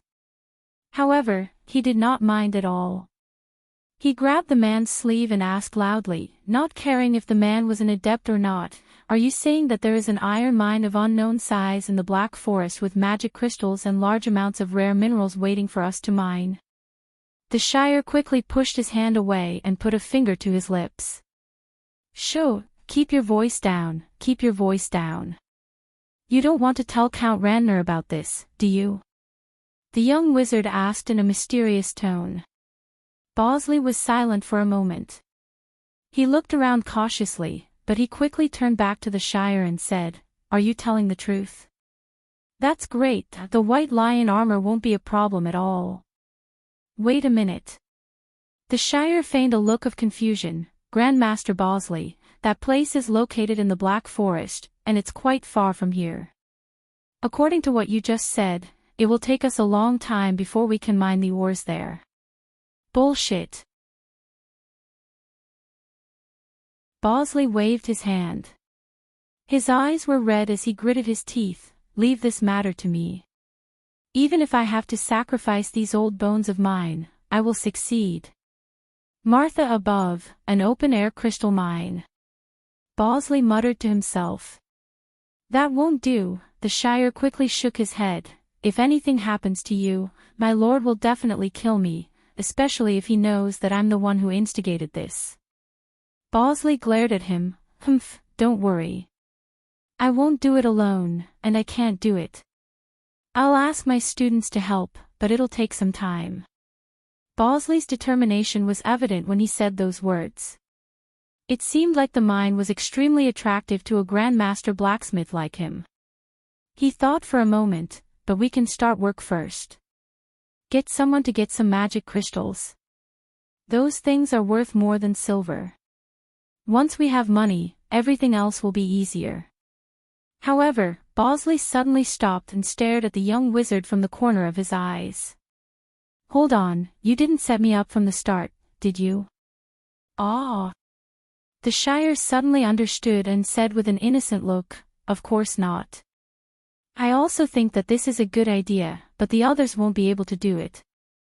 I think the subterranean dwellers are good, but I don't know if Tajiv will agree.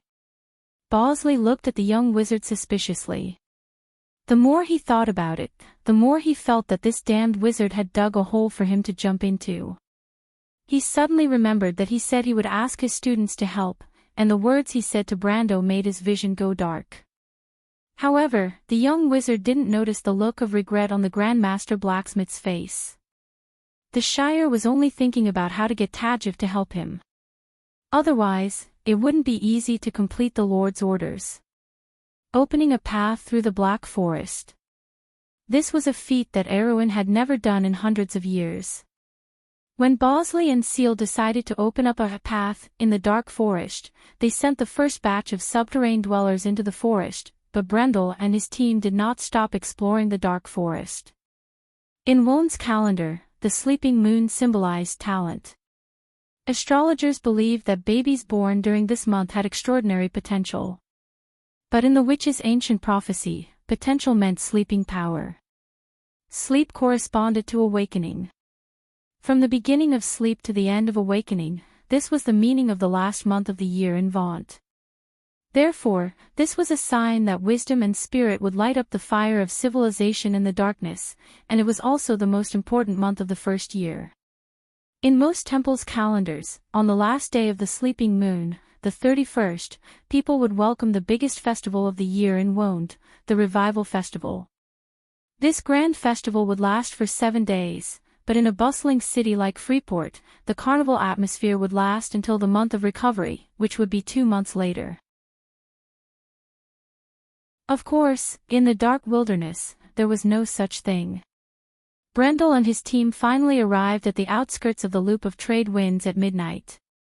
In order to remember the passing of prosperity and the year of summer leaves, Falerne, the chief logistics officer since the beginning of the adventure, gave everyone in the party a small piece of gingerbread. Even Ropar and his Fireclaw lizard men were no exception. The young people sat around the campfire and sang songs of their hometown. Their songs were not only filled with nostalgia for the past, but also a yearning for the future. The song was melodious, and the sparks from the campfire rose into the dark night sky. The hardships of the past month in the Black Forest seemed to have become a memory of the past at this moment. Everyone felt that they had become more mature. Brando sat beside the campfire and gave his gingerbread to Tia. The wild elf girl seemed to be very fond of this special dessert that could not be found in the Lopez region. She held a small piece of gingerbread in one hand, and there were biscuit crumbs at the corner of her mouth. She smiled sweetly at Brando. "Looks like Tia likes me more," Brando said to Falerne. Falerne stood behind Brando and looked at her sister without saying a word. In fact, she also gave her gingerbread to her sister. Even though she was strict, it was obvious that she cared for her sister. Sister Falerne is too lazy to lower herself to your level. Amandina passed her gingerbread to Tia and replied with a smile. On a night like this, the noble's daughter felt a rare sense of relaxation. This was the last day of the year. Too many things had happened in this year, so much that she could not remember them all. This was the year of flowers and summer leaves. Tia was beside Amandina, and there was already a small pile of gingerbread in her dress. She looked at the gingerbread with sparkling eyes. Scarlet, who was leaning against a tree, looked at Amandina, and then looked at the gingerbread in her hand. She thought for a moment and put it in as well. "Thank you, Sister Scarlet," Tia said sweetly. The red-haired girl reached out and patted her head. Brando smiled and did not reply to Amandina's words. He did not care about Falerne's attitude either. He looked up at the night sky that was as dark as ink. He looked at the leaves that were silently hanging on the branches in the night sky, not moving at all. He looked at the sparks that rose from the campfire and flickered slightly before disappearing. The brightest star in the sky belonged to Martha.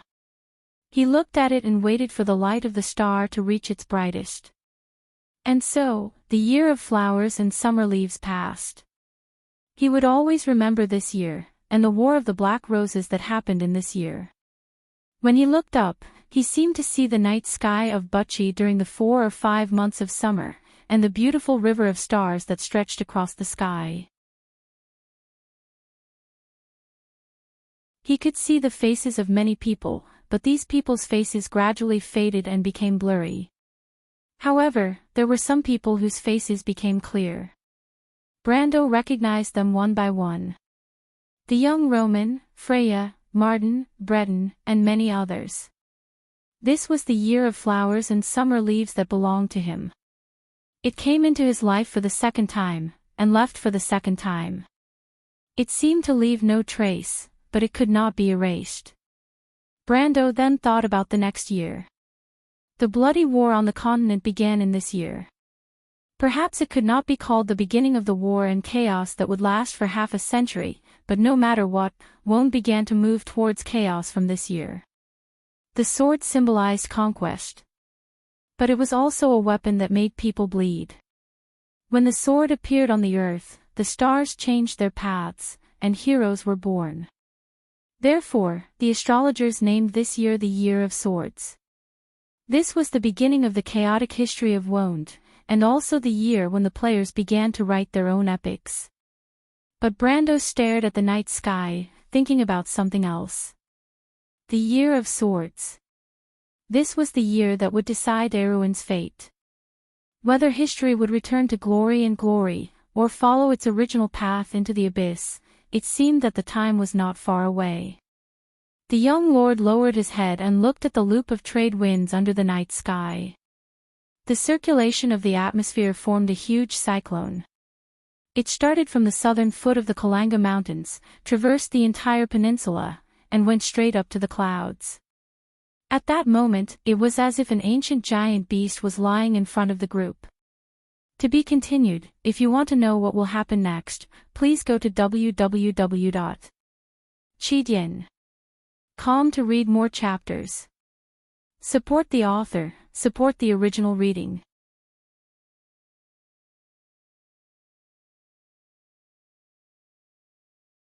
Chapter 369. Notice had a dream. In the dream, he was surrounded by a tide of undead creatures. In the boundless and empty wilderness, those skeletons with calcified, grayish-yellow bones and crimson flames dancing in their empty eye sockets pounced on him wave after wave from the darkness. In the dream, his comrades fell one after another. The battlefield was filled with arrows. He looked around and saw corpses everywhere. Erwin's broken war flag drooped down in exhaustion and remained motionless. Until the last moment, the world seemed to have fallen on him. Then, he woke up with a start from the dream and sat up on the bed covered with soft reeds. The dark forest was still chilly in the early morning, but when Notice touched his back, he found that it was drenched in sweat and his pale forehead was covered with fine beads of sweat. Panting, he sat on the bed for a while before he came back to his senses. He looked up and saw a ray of morning light flowing into the small room from the windowsill. The window was actually a hole dug out of a tree trunk. The furnishings in the room were simple. Most of them were made of wood, and the whole room was a hole dug out of a tree trunk. Some vines hung down from above, forming a natural and simple space. Notice held his forehead and remembered that he was no longer on the battlefield. It had been a few months since he was rescued by those strange people and sent here, but he still had nightmares like this. He took a deep breath and stood up. He was a little shaky. Then, he suddenly heard a noise outside the window. He could not help but feel strange. This village had always been quiet. Did something happen? Or did the revival ceremony begin? Notice came to the window and looked out in confusion. The settlement built by the Druids at the periphery of the loop of trade winds was a town called the Green Tower. It was called a town, but there were thousands of people living there. There were also many centaurs, tree elves, and some Tanians. The Druids had lived a mixed life with other races in the dark forest for a long time. They built many villages in the forest. They planted a kind of fast-growing ancient tree and lived in the trunks of these magical trees. The villages were built about 20 to 30 meters above the ground from these towering trees. The whole town was connected by suspension bridges. The suspension bridges were formed by intertwining magical vines with wooden planks in the middle. They were even sturdier than the strongest stone bridge.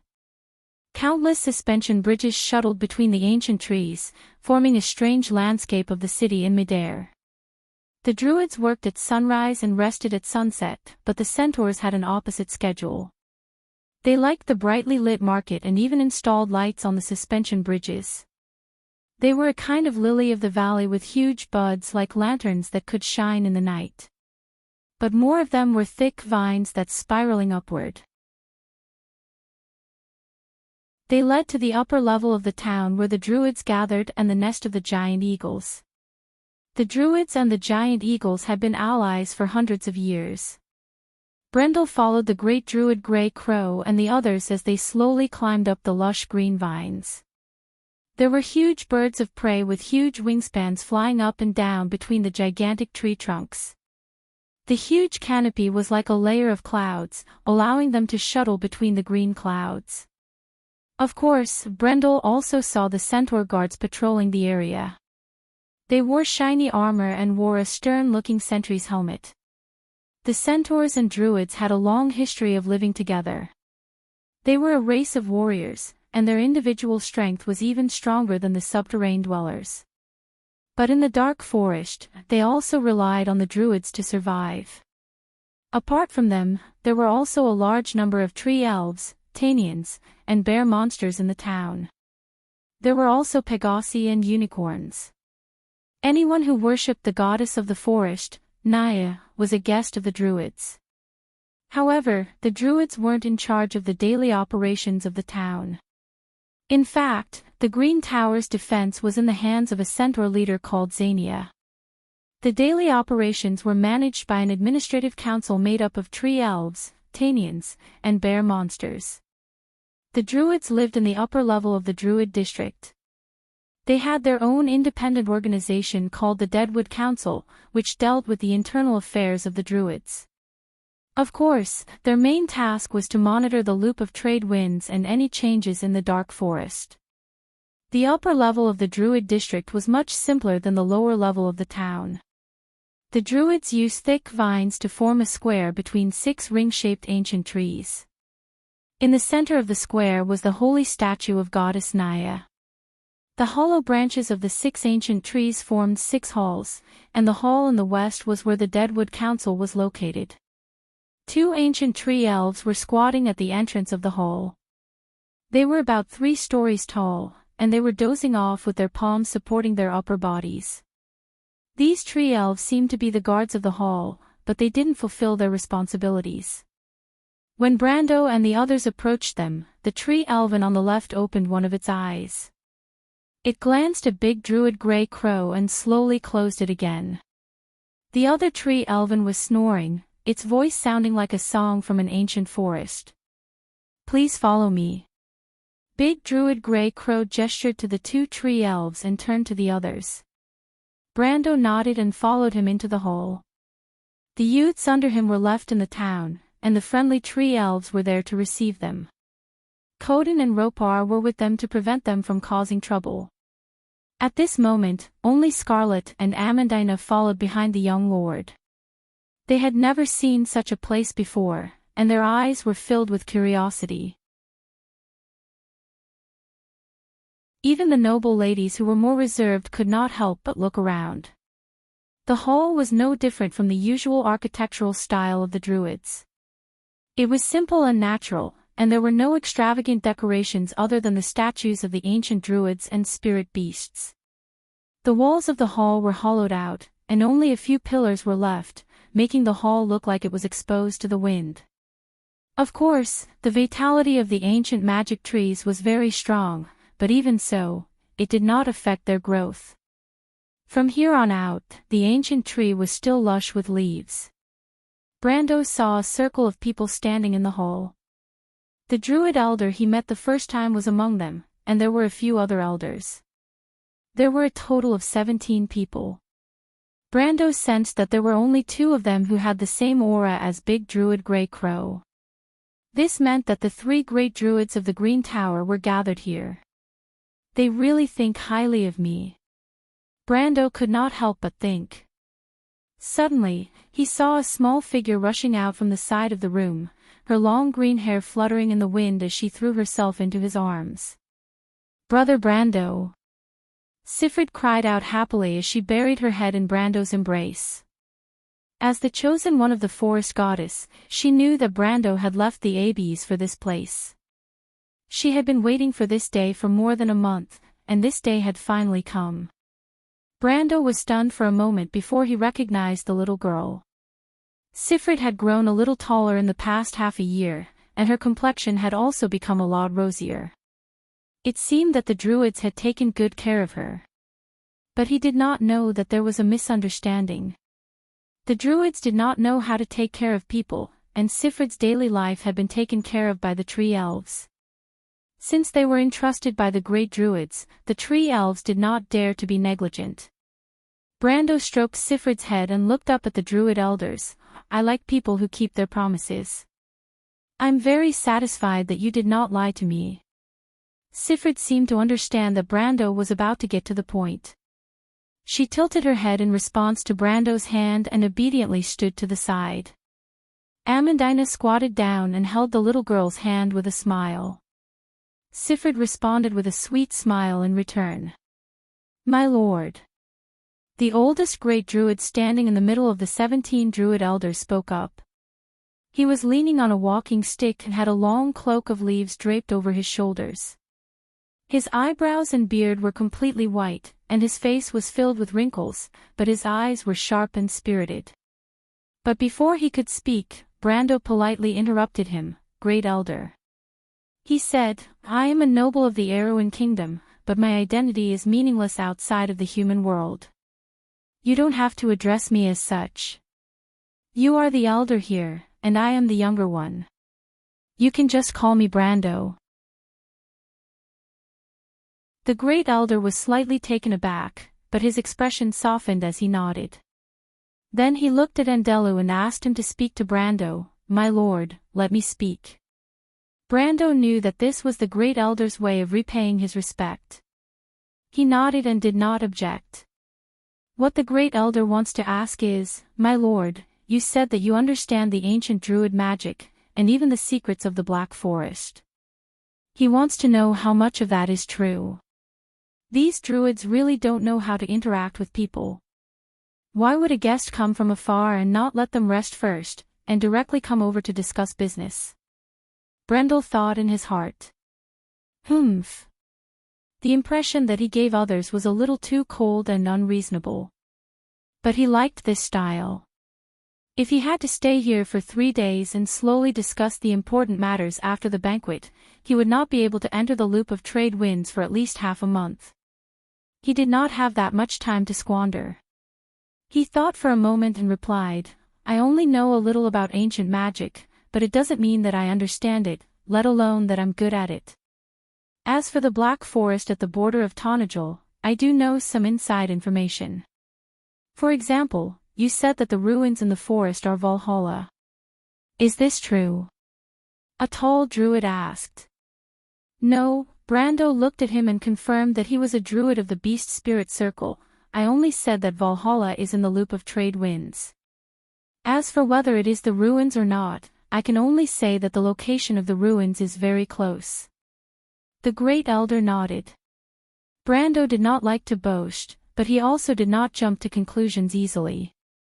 This made the great elder feel that he was somewhat trustworthy. But he did not reply, and the other druids only looked at each other.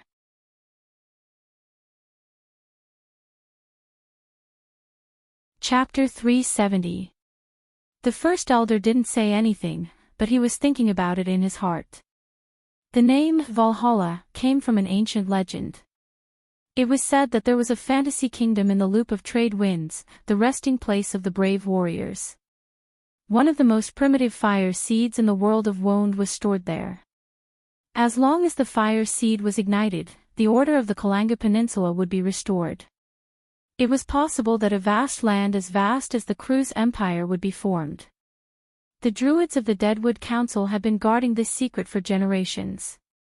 This was also why they wanted to enter the loop of trade winds to find out the truth behind this strange atmospheric circulation phenomenon. However, Valhalla was just like a legend. It was there, but also not there. Countless druids passed through the loop of trade winds and entered the Kalanga Mountains, but they found nothing. The only thing they found was the ruins near the center of the loop of trade winds. However, the Great Elder knew that Andrew and the others had only found the outer area of the ruins. The center of the loop of trade winds was the center of the loop of trade winds, and no one could pass through it. Mr. Brendel, I'm sure Elder Greycrow has told you about the recent changes in the loop of trade winds. Greycrow looked up at Brendel and asked, I'm sure Elder Greycrow has told you about it before coming here. Brando nodded. The changes in the loop of trade winds were caused by the ebb and flow of the Mana tide, so it was not something that happened recently. Actually, he did not tell us the truth. We're in a much bigger trouble than that, the Great Elder said slowly. Brando did not say anything. He looked at the 17 Druid Elders. Including Grey Raven, there were 18 of them. They should be all the Elders of the Loop of the Sky in this area, including the 3 Great Druids. He suddenly understood why they were gathered here. The Druids were in trouble, and it sounded like it was not a small problem. Otherwise, they would not have come to him. However, he did not take the opportunity to ask for an exorbitant price. Instead, he nodded silently. The Great Elder seemed to be satisfied with Brando's attitude. The young man's humility made the Great Elder believe that he was a human he could interact with. The loop of trade winds. He quoted, this atmospheric circulation starts at the eastern end of the Karanaw Peninsula and surrounds the Karanaw Mountains. It is the most spectacular natural phenomenon in the southern part of Wonde. On a clear day, even in Tonajol and Vlada, you can see this white wall of clouds running from east to west, hanging upside down in the southern sky of Erewhon. The geography of Lantan Island, the work of Master Tolman, Brando said, slightly surprised. He thought that these druids really didn't care about worldly affairs, but it seemed that they still had some contact with the civilized world, just not known to the world. The Great Elder nodded. The Ring of Skies is a loose organization. The druids have their own tasks and have been monitoring the movements of the Black Forest for a long time. And we, the Deadwood Council, have been guarding the secrets of the Loop of Trade Winds for generations. The Great Elder turned his head and looked through the canopy at the white wall of clouds in the south. The thick layer of clouds was tens of thousands of meters high and stretched endlessly from east to west. Some birds were flying in the sky with the cloud wall as the background, but they were so small that they looked like a few black dots. The Black Forest south of Tonajol has always been called the wilderness closest to civilization in the Ring of Skies. It is the most stable Black Forest around the world of Wonde. Not to mention that the border of Tonajol is rarely attacked by monsters, even the areas deep in the forest border are rarely seen. Brando listened to the Great Elder's description and nodded in agreement. The Great Elder was telling the truth. The Black Forest at the border of Tonajol was indeed known for its gentleness. Otherwise, the players of Erewhon would not have ventured into the Black Forest from here for the first time. And they would not have been able to complete the magnificent feat of going deep into the Kalanga Mountains so early. The reason is because of the Loop of Trade Winds, right? The young lord asked. Not only was the Grand Elder shocked by his words, but the other 17 Druid Elders, including Grey Crow, couldn't help but look at him in disbelief. How do you know? This time, we have been in the Black Forest for a month. We have encountered thunderstorms twice and snowfall once. 11 days have been sunny and windy. 3 days have been scorching hot like summer. The rest of the days have been cloudy. Brando ignored their surprise and continued to speak. There have been a week when the day was less than 6 hours, and one day when there was no night. This is the Black Forest. The deeper you go into the forest, the more obvious the changes will be, and the more abnormal the phenomena will be. But in this ever-changing wilderness, there is a huge atmospheric circulation that has never changed. The trade winds arrive at the Kalanga Peninsula every year, accompanied by abundant rain. Does this mean that there is a hidden order? He looked at the Great Elder. Clang! The Great Elder's cane fell to the ground, but he did not bend down to pick it up. Instead, he looked at Brando with a complicated expression. "You do know this place very well." "Yes, it is as you have guessed." The great elder paused for a moment before continuing Brando's words. "We have discovered that the loop of trade winds has stabilized the order of this region more than 100 years ago. But recently, this situation has changed." "What happened?" Brando asked. "Something strange has happened in the loop of trade winds, Mr. Brando. The area that we could enter easily in the past has become dangerous. The forest is full of dangers, and the ancient trees no longer provide us with guidance. In there. The great elder seemed to be searching for a suitable description. "It is like being shrouded in a thick layer of fog. Nothing can be seen or heard." "Is that all?" "No. Since a few weeks ago, those who entered the forest were attacked.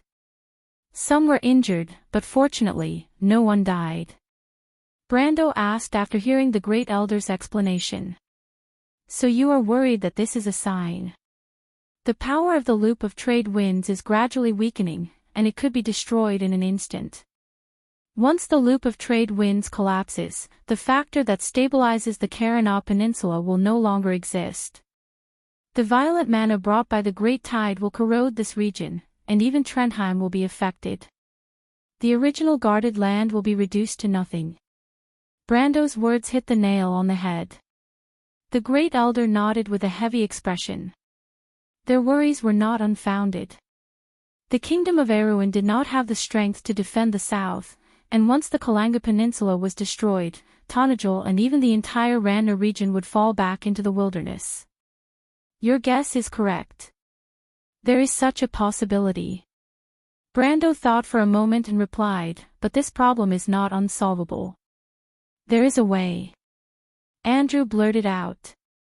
The elders had discussed this matter for half a month without any results. How did this young man solve the problem with just a few words? He could not help but look at Brendel, wondering if he was just boasting. "I am also curious," Brando replied, "since you know about the great tide, how can you not know about the connection between the two?" "You mean?" The great elder was shocked. "The weakening of the loop of trade winds is caused by the great tide.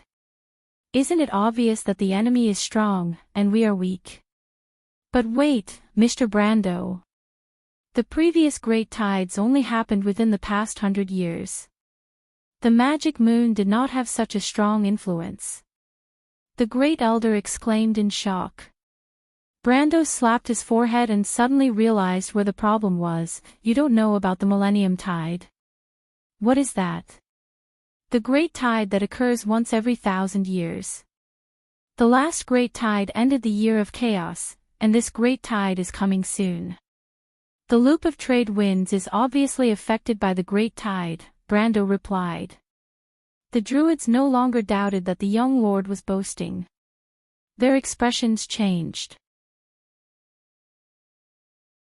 "I remember now," Andrew suddenly said, "My lord, when we were in Abes, you told me that this era is coming to an end, and the magic moon is coming.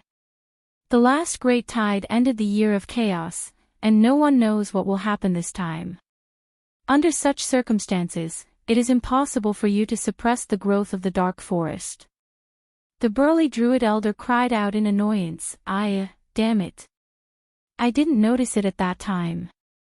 I thought you were just talking about the normal great tide of the magic moon." Brando looked at the dozen druid elders strangely. "But didn't you ask for the opinions of the other members of the Loop of the Sky? I remember that although your organization is scattered, you still have a headquarters in the sacred land. Isn't there a lot of documents from before the great tide? Don't tell me that no one knows about the great tide." "That's right," the great elder replied. He was not surprised that Brando knew about the secrets of the Druids. He guessed that the young man had some kind of relationship with the Druids. Otherwise, how could he know so much about them? "We Druids rely on the wind of trade winds to transmit information. It takes at least one season for us to go back and forth. But the next season is spring, the season of the goddess. By the time we receive a reply, it will be summer. I see.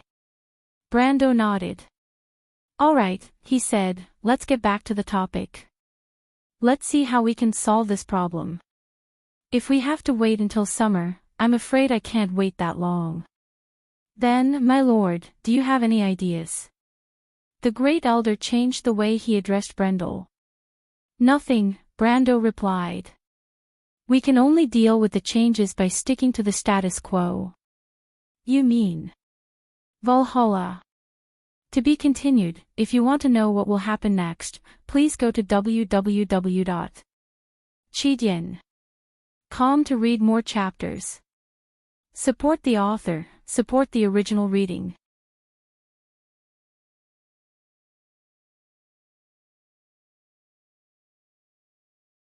Chapter 371. When the tree elves saw the pale-faced human open the door and walk out, they couldn't help but greet him warmly and curiously. Hello, Nosadar. The weather is good today. Let's go out for a walk.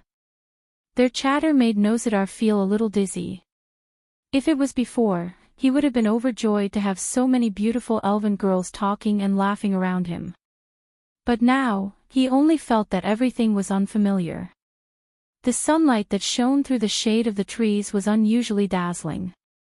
The young man couldn't help but raise his hand to block the dazzling light.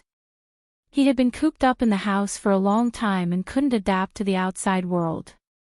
What's wrong? Are you not feeling well?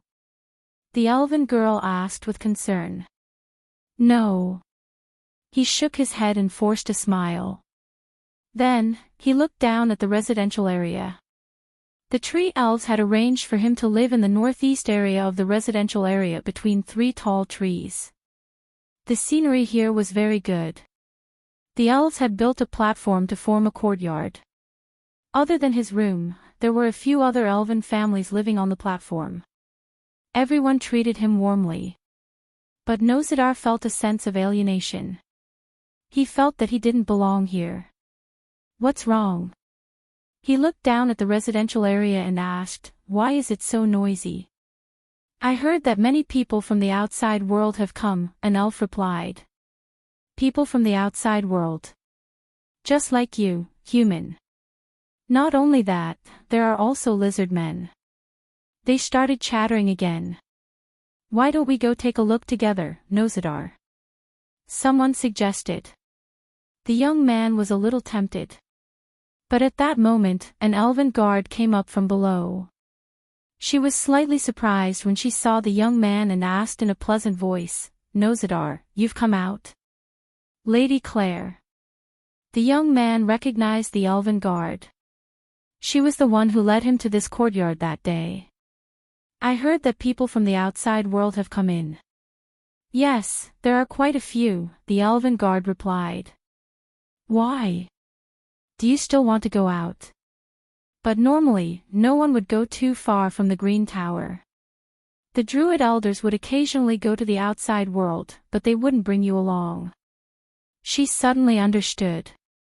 I understand. You want to see if those people are your companions, right? Nosadar nodded. I heard that it's a lord, a human lord. Lord? Nosadar asked curiously, why would a lord of the human world come here? I thought the druids didn't want to interact with them. I don't know. Claire shook her head. But they seem to be guests of the elders. There are people from several countries. They seem to be from Cruz and Buga. Oh yes, there are also people from Erewhon. Erewhon? Nosadar's eyes widened in shock. He suddenly became excited. Claire, can you do me a favor? I know. You want me to take you to them, don't you? The young man smiled awkwardly. What's so good about the outside world? The elven guard shook his head and sighed. All right, come with me. Nosadar, are you leaving? Someone asked. The young man thought of his wife who might still be waiting for him to return and nodded. At the same time, Brando's discussion with the Druid elders had just come to an end. The young lord told the great elder that the most direct way to solve the problem of the loop of trade winds was to find the primordial fire seed that was said to be preserved in Valhalla. According to the legends, once the fire seed was ignited, the Black Forest would gradually become a protected land, and all problems would be easily solved. But I'll have to wait for 3 days before I can confirm what I'm going to do. According to the great elder's description, he suspected that the creature that attacked the druids in the loop of trade winds was a rare magical creature. He had fought with that thing before. Although it was only a few times, he still remembered the strange way it attacked. As he was thinking, he suddenly heard Amandina sigh beside him. So beautiful. Brando turned around and saw the noble's daughter looking at an elf playing a flute on a suspension bridge not far away. The melody was melodious and beautiful, and it was captivating. But he did not know if she was talking about the melody or the place. The Green Tower was known for its beautiful scenery in the Amber Sword. With a magnificent wall of clouds as the background, the town was built in mid-air and connected by suspension bridges made of vines. The whole place was filled with a sense of fantasy. Ever since he left the Withering Tree Council, Brando had promised Amandina to tour this strange town with him. Amandina seemed to be in high spirits today, and it was rare for her to be so happy. The three of them arrived at a market called Centaur's Hoof. The market was suspended in mid-air and was made of wood. It was divided into 3 levels. The 4 corners of the market were connected by suspension bridges made of vines, but the market itself was suspended in the air by magic. There were many tree elves here, but most of the residents were centaurs. The market sold all kinds of goods, such as grains, fabrics, strange plants, fruits, magical materials, strange ores, and magical items. The dark forest was rich in natural resources, so the market was filled with all kinds of strange goods. However, the trade here was still at the stage of bartering, and was not limited to gold and silver. This was because gold and silver were only used as magical materials in the dark forest. Brando, Amandina, Sifrid, and Scarlet first went to the 3rd level of the market to watch a free gladiator fight. The centaurs had bad tempers and often fought with each other, but there was a special place for them to vent their frustrations. In fact, the tree elves would occasionally meet up for an archery competition, but it was clear that they did not have the chance to enjoy it today. After that, they went to a bar opened by the tree elves and tasted a special flower nectar. It tasted like fruit wine, but it had a strong aftertaste. Brando quickly realized that he had made a mistake because Amandina and Scarlet were not players. They only took a small sip and their faces flushed red. Brando hurriedly stopped the 2 ladies, lest they fall head first into the bar because of the alcohol. That would be a big joke. But Amandina was clearly not done yet. She had heard from the owner of the bar that there was a specialty of the Green Tower, tree gems. These gems looked like emeralds, but they were more crystalline and translucent. What's more, they were not expensive either. Amandina was tempted. She acted coquettishly under the influence of alcohol and pestered Brando to bring them to have a look. Brando looked at Amandina's flushed face and shook his head. He did not expect this calm and rational lady to have such poor alcohol tolerance. However, Scarlet's face was also red from drinking too much, and she seemed to be moved by Amandina's suggestion. Brando knew that he could not refuse. But he came to a conclusion. Women seemed to have no resistance to shiny things. This was similar to the habits of the Dragon Clan. Fortunately, Brendel had the foresight to take out some magic crystals from the 5-headed basilisk's nest. These things were hard currency in this place.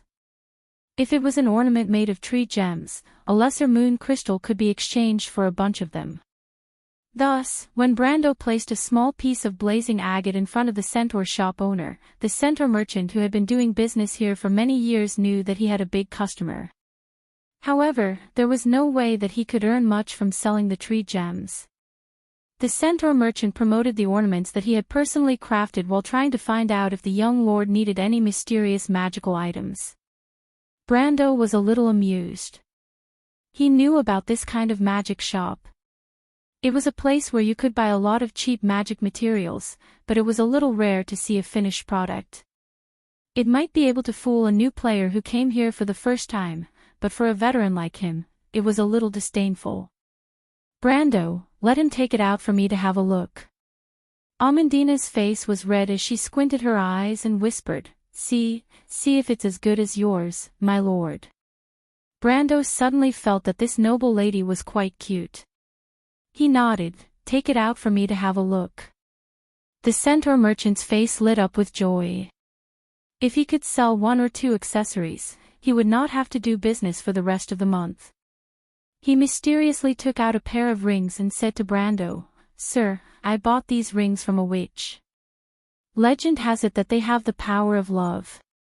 As long as your 2 female companions wear them, they will fall in love with you forever.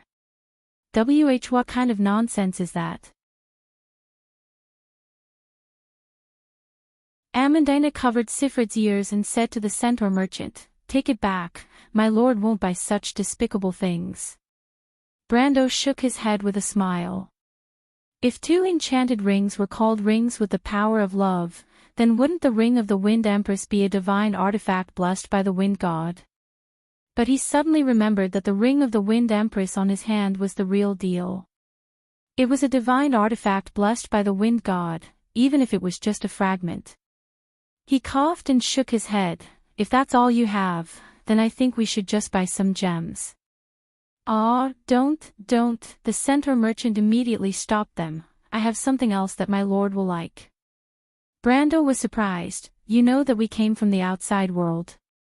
The centaur merchant smiled mysteriously, I'm not afraid of being laughed at by my lord. I've been doing business here for decades, and I know most of the people in the Green Tower.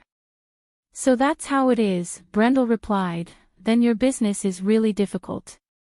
The centaur merchant's face immediately turned awkward. He realized that his little trick had been seen through, and he could only smile. Don't worry, my lord, this time it's definitely not that kind of thing. Oh. I bought this from a witch. She came from the outside world just like you. The centaur merchant took out a box and opened it. Then he opened the box, and there was a shield-shaped stone piece inside. Brando's heart skipped a beat when he saw it. The stone key. P.S. Wrong name. Equals, smiley face.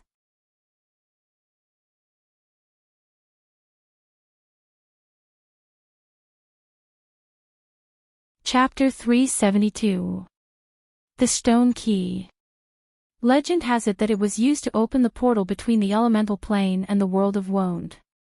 In the Amber Sword, its other function was to open an item to build a city in the wilderness. This thing and the Fire Seed were twins. The Fire Seed represented the rules of order, and the Stone Key was built on the basis of the elements. This was the law established by Lady Martha at the beginning of the world, using the law to restrain magic, and building the world with the elements. This thing was worth a lot in the game, and what was even rarer was that it was priceless.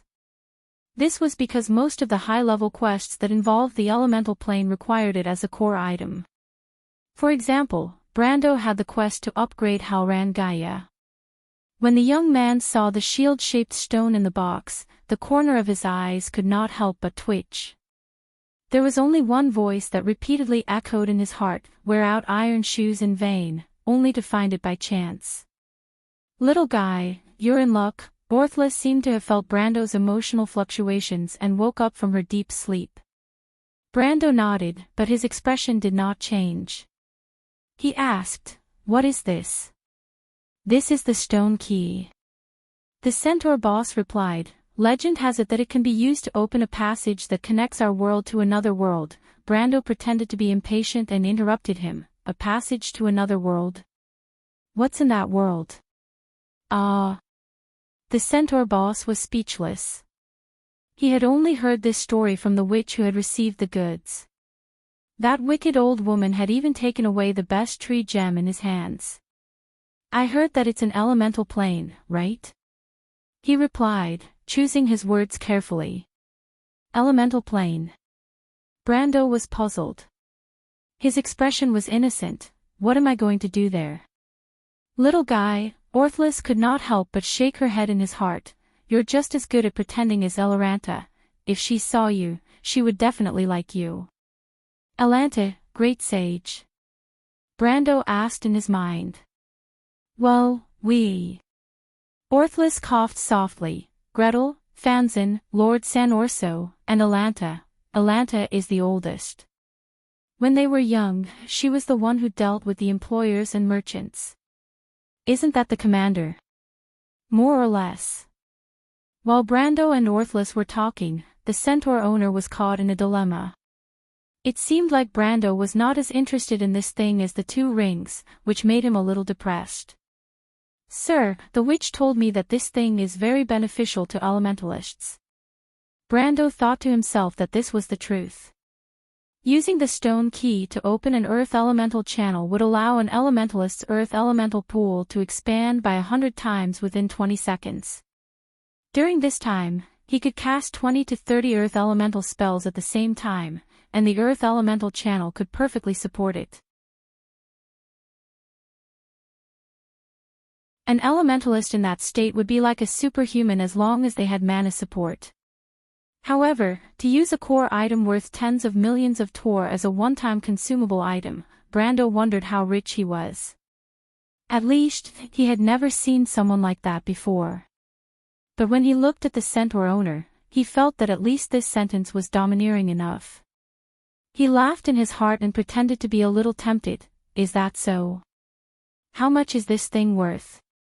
The centaur owner was considering whether to ask for the flame agate in Brando's hand, but the price of a flame agate was almost enough to buy half of his shop. He was worried that if he asked for such a price, the other party would turn around and leave. But just as he was hesitating, a hand suddenly reached out from the side and grabbed the stone key. Boss, I want this thing. The owner of the voice threw a piece of flame agate and said softly. But how could Brando let the duck in his hand fly away? Just as the owner of the voice's hand touched the shield-shaped stone slab, a bolt of lightning shot out from Brando's hand and knocked the stone slab out of the box. Then, he stretched his right hand forward, trying to grab the stone key that was in midair. However, the owner of the voice was obviously not an easy person to deal with. Damn it, elementalist. The owner of the voice snorted softly. Suddenly, he drew his sword and beat the stone key away. The stone key flew into the centaur shop and hit the wooden shelf, then bounced back to the 2 of them.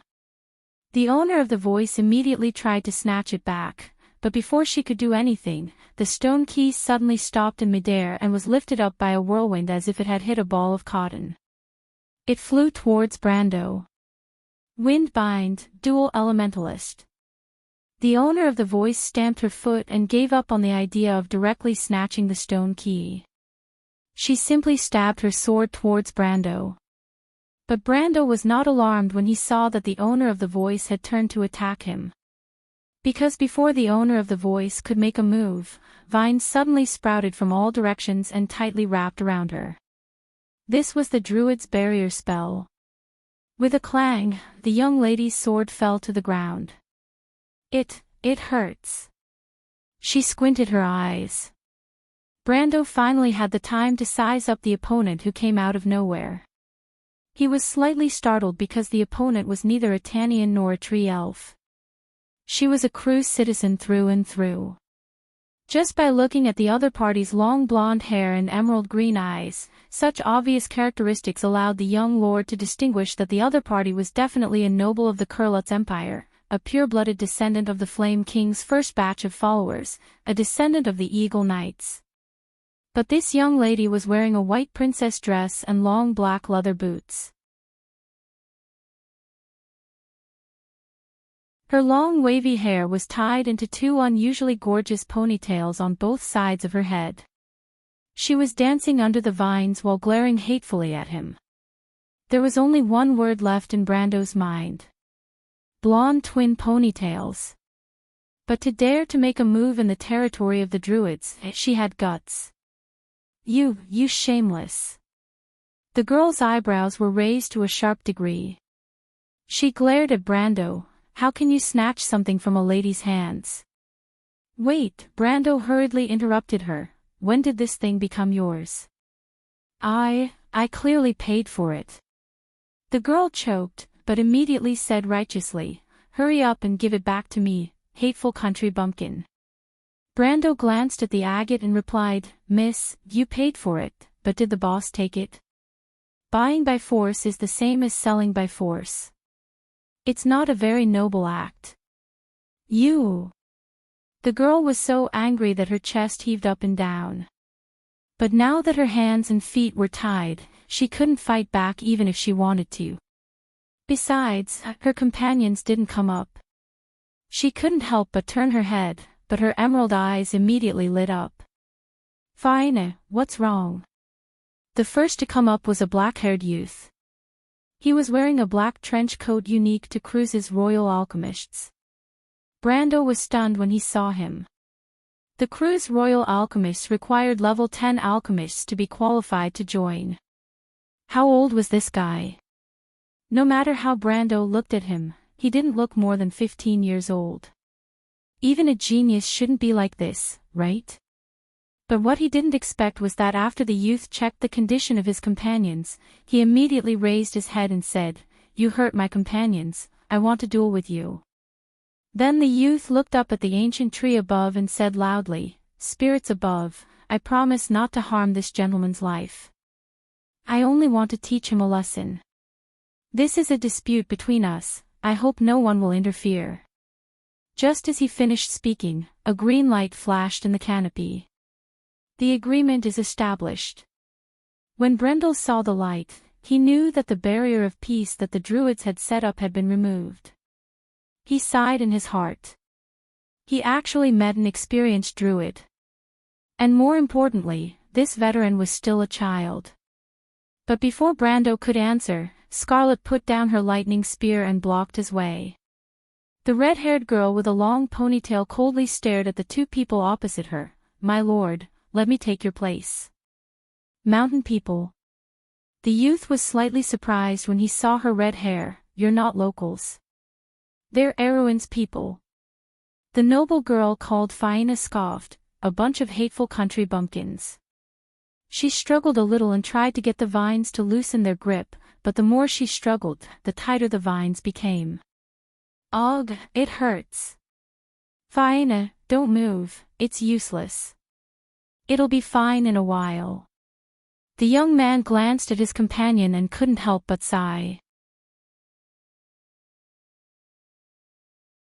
It seemed that the young lady's impulsiveness had put him in a difficult position. This is the effect of the Druid's peace barrier. Who told you to be so impulsive? Damn it, it's all these country bumpkins' fault. The noble girl said with tears in her eyes, Rono, help me teach them a lesson. Let them know that the dignity of the Cruz Empire is inviolable. Amandina could not help but furrow her brows when she heard this. Brando heard the two of them calling them country bumpkins again and again. No matter how good his manners were, he could not help but feel a little annoyed. Besides, he did not like the Cruz Empire to begin with, and when he heard the last sentence, he could not help but raise an eyebrow. Well said. The young lord smiled coldly. Well said, the dignity of the Cruz Empire is inviolable. The youth raised his head again and looked at Scarlet, who was standing in front of Brando, and said with disdain, A man who wants a woman to stand in front of him has no right to say such things to me. Brando felt the tendons on his scalp twitching. He said to the red-haired girl, Scarlet, this time you move aside. Let me see how invincible the Cruz Empire is. He raised his head and saw more people dressed as knights rushing over. They were all from the Cruz Empire. Strange, why are they here? To be continued. If you want to know what will happen next, please go to www.chidien.com to read more chapters. Support the author. support the original reading.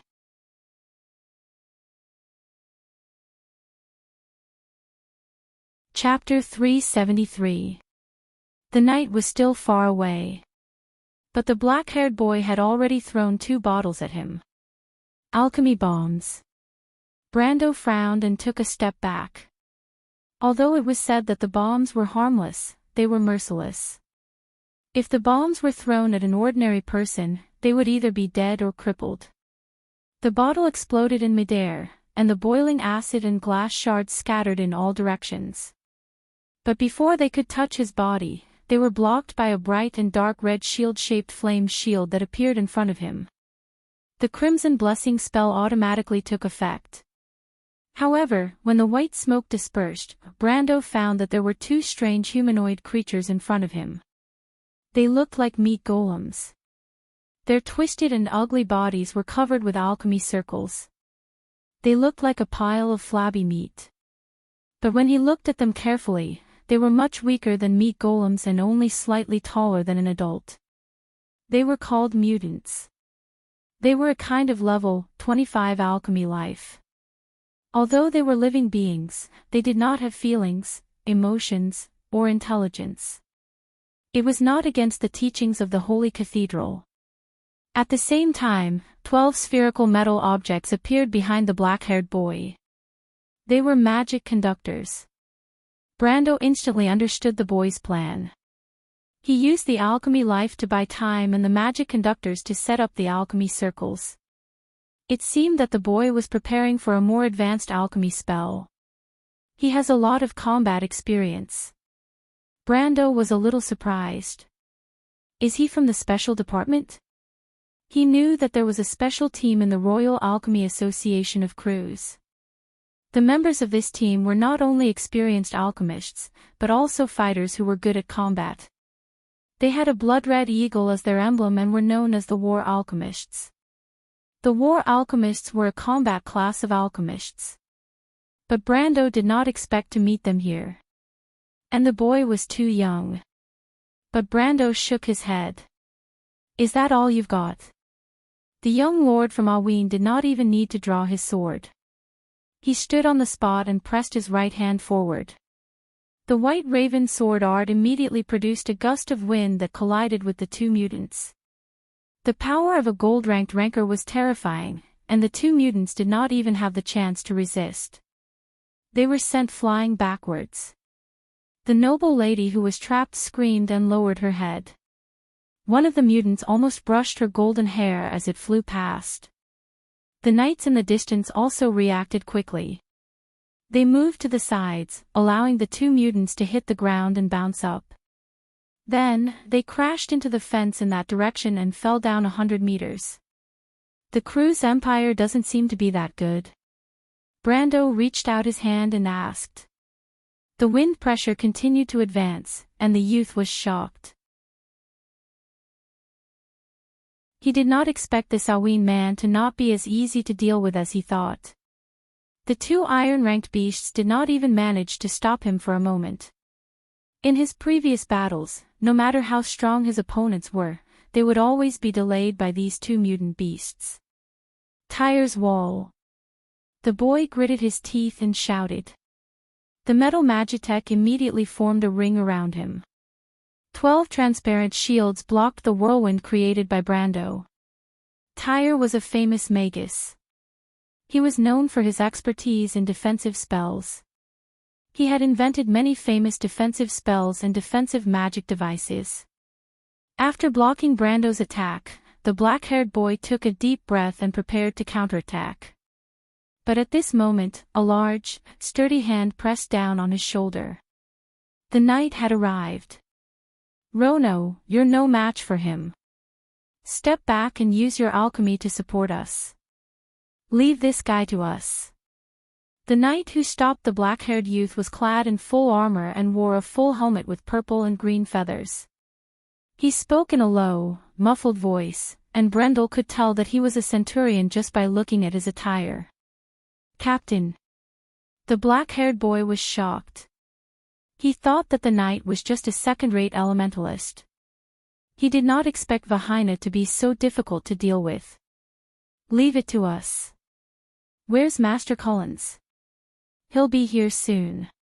The captain of the knight turned to look at Brando, his green eyes full of caution. Sir, is the Cruz Empire only so-so? You talk big. Then I'll show you, Erwin. He swung his sword and more than 20 knights swarmed in from both sides. At the same time, the spherical magitech spread out with the black-haired boy in the center.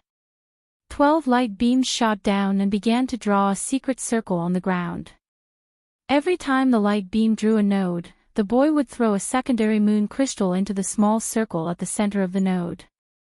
The circle he created was divided into 3 layers, with 22 nodes forming a 3-dimensional cone-shaped synthesis formula. The speed at which the magic conductor was constructed was astonishing, and it was not inferior to the blood refinement. But the magic conductor was expensive, and only a few people were able to make it. Not everyone could afford to use it, and the advanced magic conductor required extremely high-quality amber ores to operate. Brendel could not help but think that perhaps only a rich empire like Kurlutz could afford to let its alchemists use such a luxury. But the so-called pride of mankind, the Eagle Empire, Cruz. Brando sneered in his heart. The tragic end of the Princess Regent and the Amber Sword was definitely related to this so-called glorious empire. Duke Arek could not give an answer as to where the assassins came from, but the players were everywhere. How could they hide from him? He thought to himself. I haven't even gone looking for trouble with these guys, and they've already come knocking on my door. Fine, I'll let these arrogant bastards know that Wonde is not centered around Cruz. It's just a country favored by the Holy Cathedral of Fire. He glanced at the young man and recognized that he was about to draw the magic circle of storm mist. This kind of alchemy potion greatly amplified the strength of melee fighters, so he naturally could not let him finish. Although the speed of the formation of the Magitech's formation was enough to make the average alchemist feel ashamed, it was not worth mentioning in Brando's eyes. The young lord stretched out his right hand and held a flame-patterned agate between his metal fingers. The flame-patterned agate contained more than 10 times more mana than the lesser moon crystal, and it was best used to make an embryo. Brando's mind moved, and the power of the advanced alchemy circle drawn by Bahamut immediately penetrated the magic crystal, causing it to shatter. Not far away, the centaur boss who was frightened by the sudden change saw the scene with his own eyes, but he could not help but cry out in pain. That was a flame-patterned agate. Mana gushed out from the broken magic crystal. The pure mana in the crystal was not contaminated by chaos, so it had a beautiful sky blue color. It was like a mist that surrounded Brando's hand. However, in the next moment, 3 horizontal magic circles ran through Brando's gauntlet, binding the mana inwards. The magic circles compressed forward, and together with the mana, they formed a sphere in Brando's palm. The blue mana pulsed slightly in the sphere, as if it was nurturing something to break out of its cocoon. Brando held the sphere in his hand and shot a dazzling blue light forward, passing through the 3 knight and shooting into the magic circle of the black-haired young man. The latter's expression changed drastically, and he could only watch as the magic circle that he had built turned into ashes in an instant. Counter-alchemy. His opponent was also an alchemist. And a battle-type alchemist. But what shocked the young man was that the speed of his alchemy circle was so fast. Counter-alchemy was a 7th circle alchemy spell, 2 circles higher than storm mist. Blood refining. But that was not right. How could blood refining have such a high-level technique? Blood refining's magic circle was red, and his opponent's magic circle was bright white. The black-haired young man fell back in confusion. He coughed out a mouthful of blood and hurriedly covered it with his hands, but the bright red blood still gushed out from between his fingers. Counter-alchemy had almost instantly damaged his internal organs. Rono! The noble lady who was entangled by the thorns was shocked and cried out. The knight was also stunned. They did not expect that the black-haired young man, who had always been known as the strongest alchemist in the empire, would be severely injured by his opponent. Moreover, his opponent was also using alchemy and was also so young. The captain of the knight was shocked at first, but then he was furious. He could not imagine how furious His Majesty would be if he knew that such a genius was injured under his protection, and what kind of fate would befall him. Kill him! He shouted angrily, but the captain of the knight immediately realized that he was in the territory of the Druids. He quickly changed his words and said, "Capture that Erewhon man." "Capture me?" Brando sneered. "What right do you have to capture me?" He looked around. There were more than 20 knights present, and every one of them was at least a middle silver. On one hand, this showed Cruz's strength. On the other hand, it also showed that the black-haired young man and the blonde lady with double ponytails were not simple people. However, there were only a little more than 20 middle-level silver knights. Brando heard their conversation just now and knew that they might have more powerful reinforcements, so he did not want to waste any more time on them. He took a step forward. With the young Lord of Erewhon as the epicenter, an unparalleled wave of energy exploded in all directions. Driven by the power of a level 16 military swordsmanship and the power of a gold-ranked knight, the White Raven sword's aura was so sharp that it was almost tangible. Although Brando did not draw his sword, the white aura was already as sharp as a blade. The centurion did not expect that this young man had not only stepped into the gold-ranked knight, but also reached the level of a master in swordsmanship. A quasi-sword saint. The knights screamed, but they were already swept away in a fan shape. There was no way they could resist the power of a knight who was 3 whole ranks higher than them.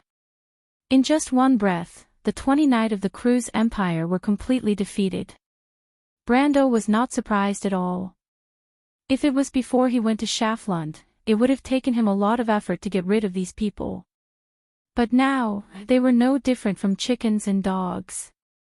He raised his head and saw the noble lady cowering back weakly. Don't come over." To be continued. If you want to know what happened next, please go to www.chidian.com.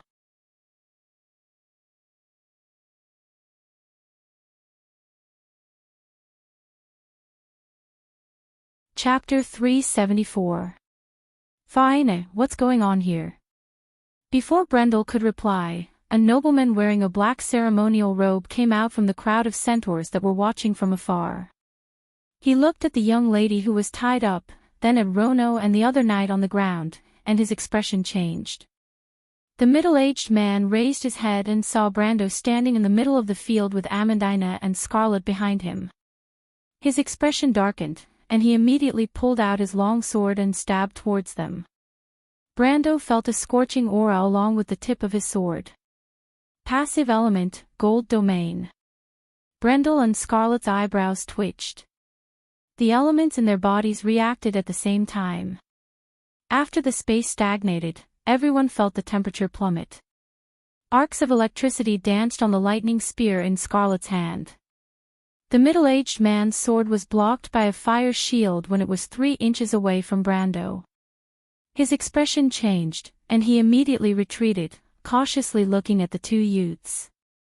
"Who are you?" Cullens was shocked.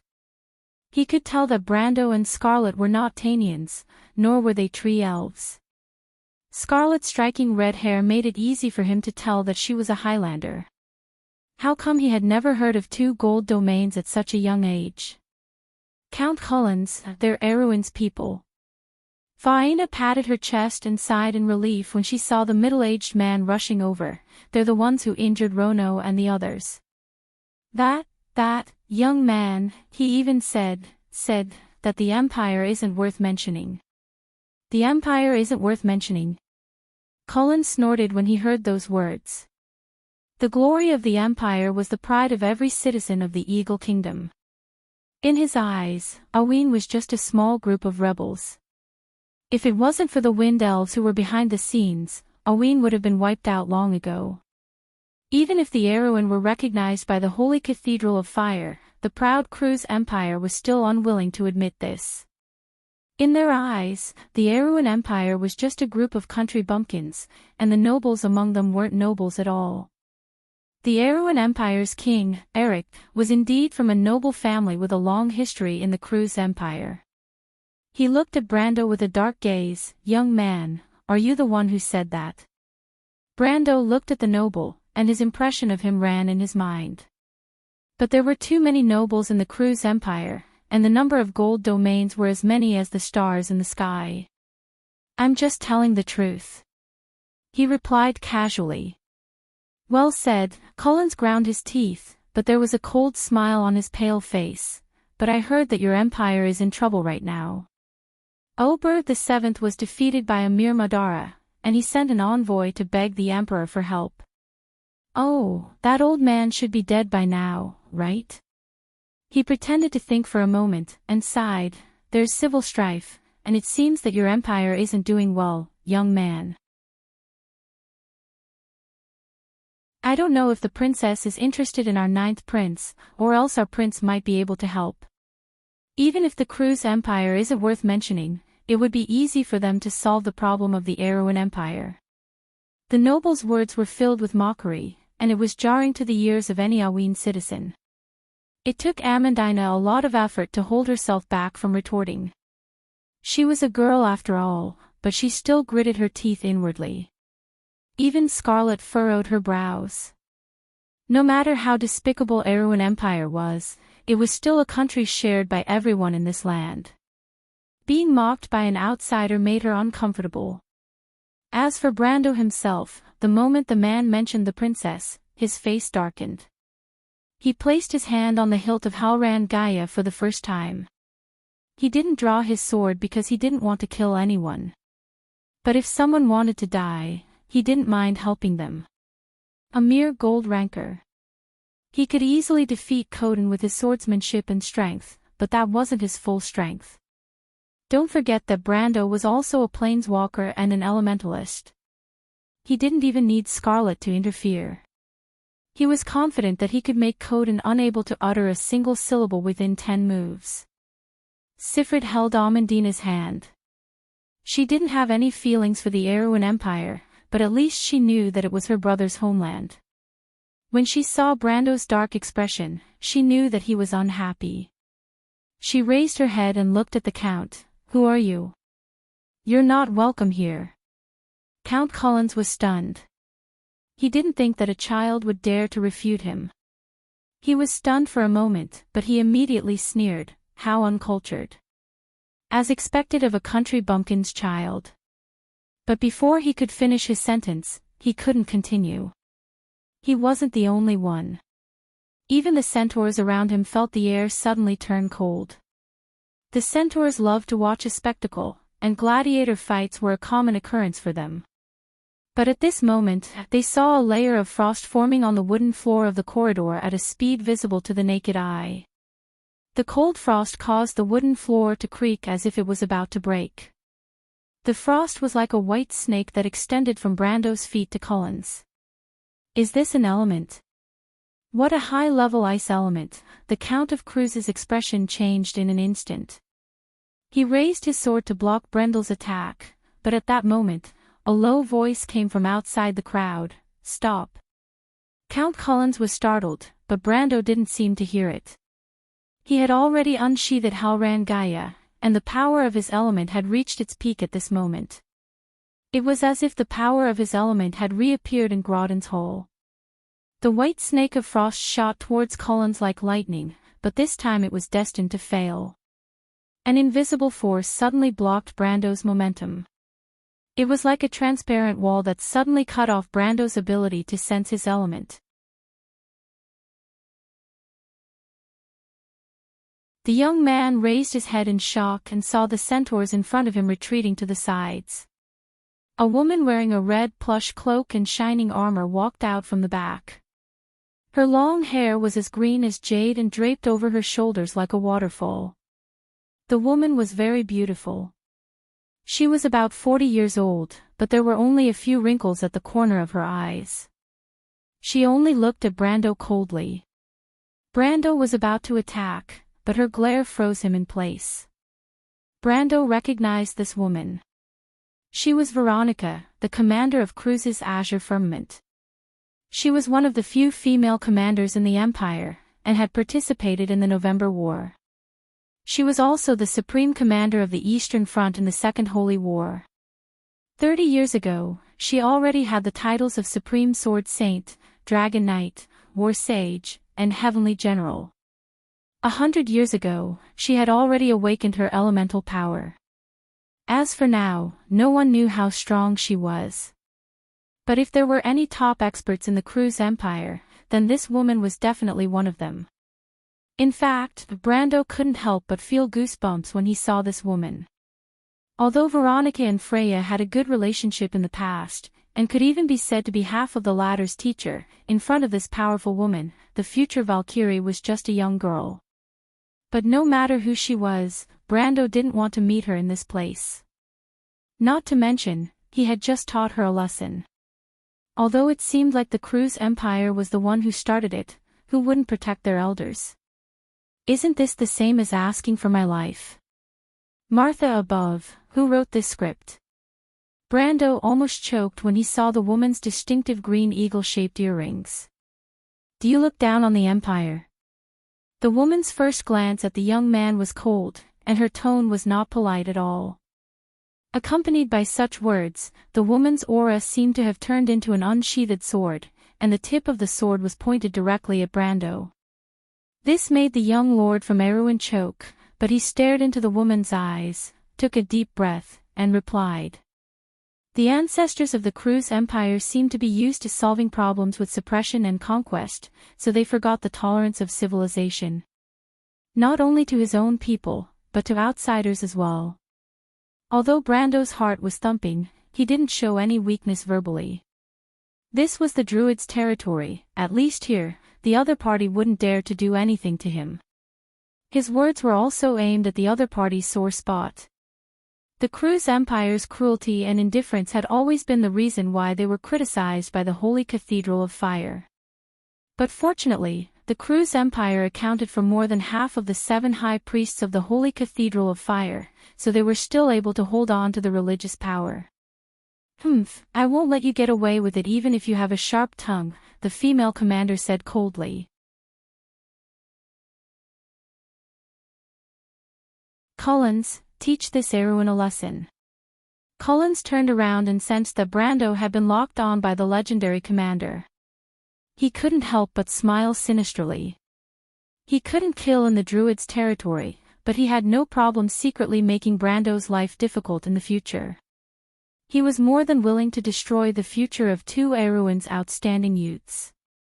He immediately bowed respectfully to Veronica, then drew his sword and stabbed Brando's wrist. But how could Scarlet, who was standing behind Brando, let him do as he wished? She raised her spear and blocked Collins's path of attack, but just as she was about to strike, the female commander glanced at her coldly. At that moment, the red-haired girl was struck by lightning, and the halberd in her hand fell to the ground with a clang. You don't know what's good for you. Collins sneered, the blade in his hand already close to Brando's body. P.S. What will Brando do when facing an elemental-level opponent? Next time, please listen to the breakdown. It's the end of the month, where are the tickets? I'm begging for them. To be continued. If you want to know what will happen next, please go to www.chidian.com. There are more chapters. Support the author, support the original reading.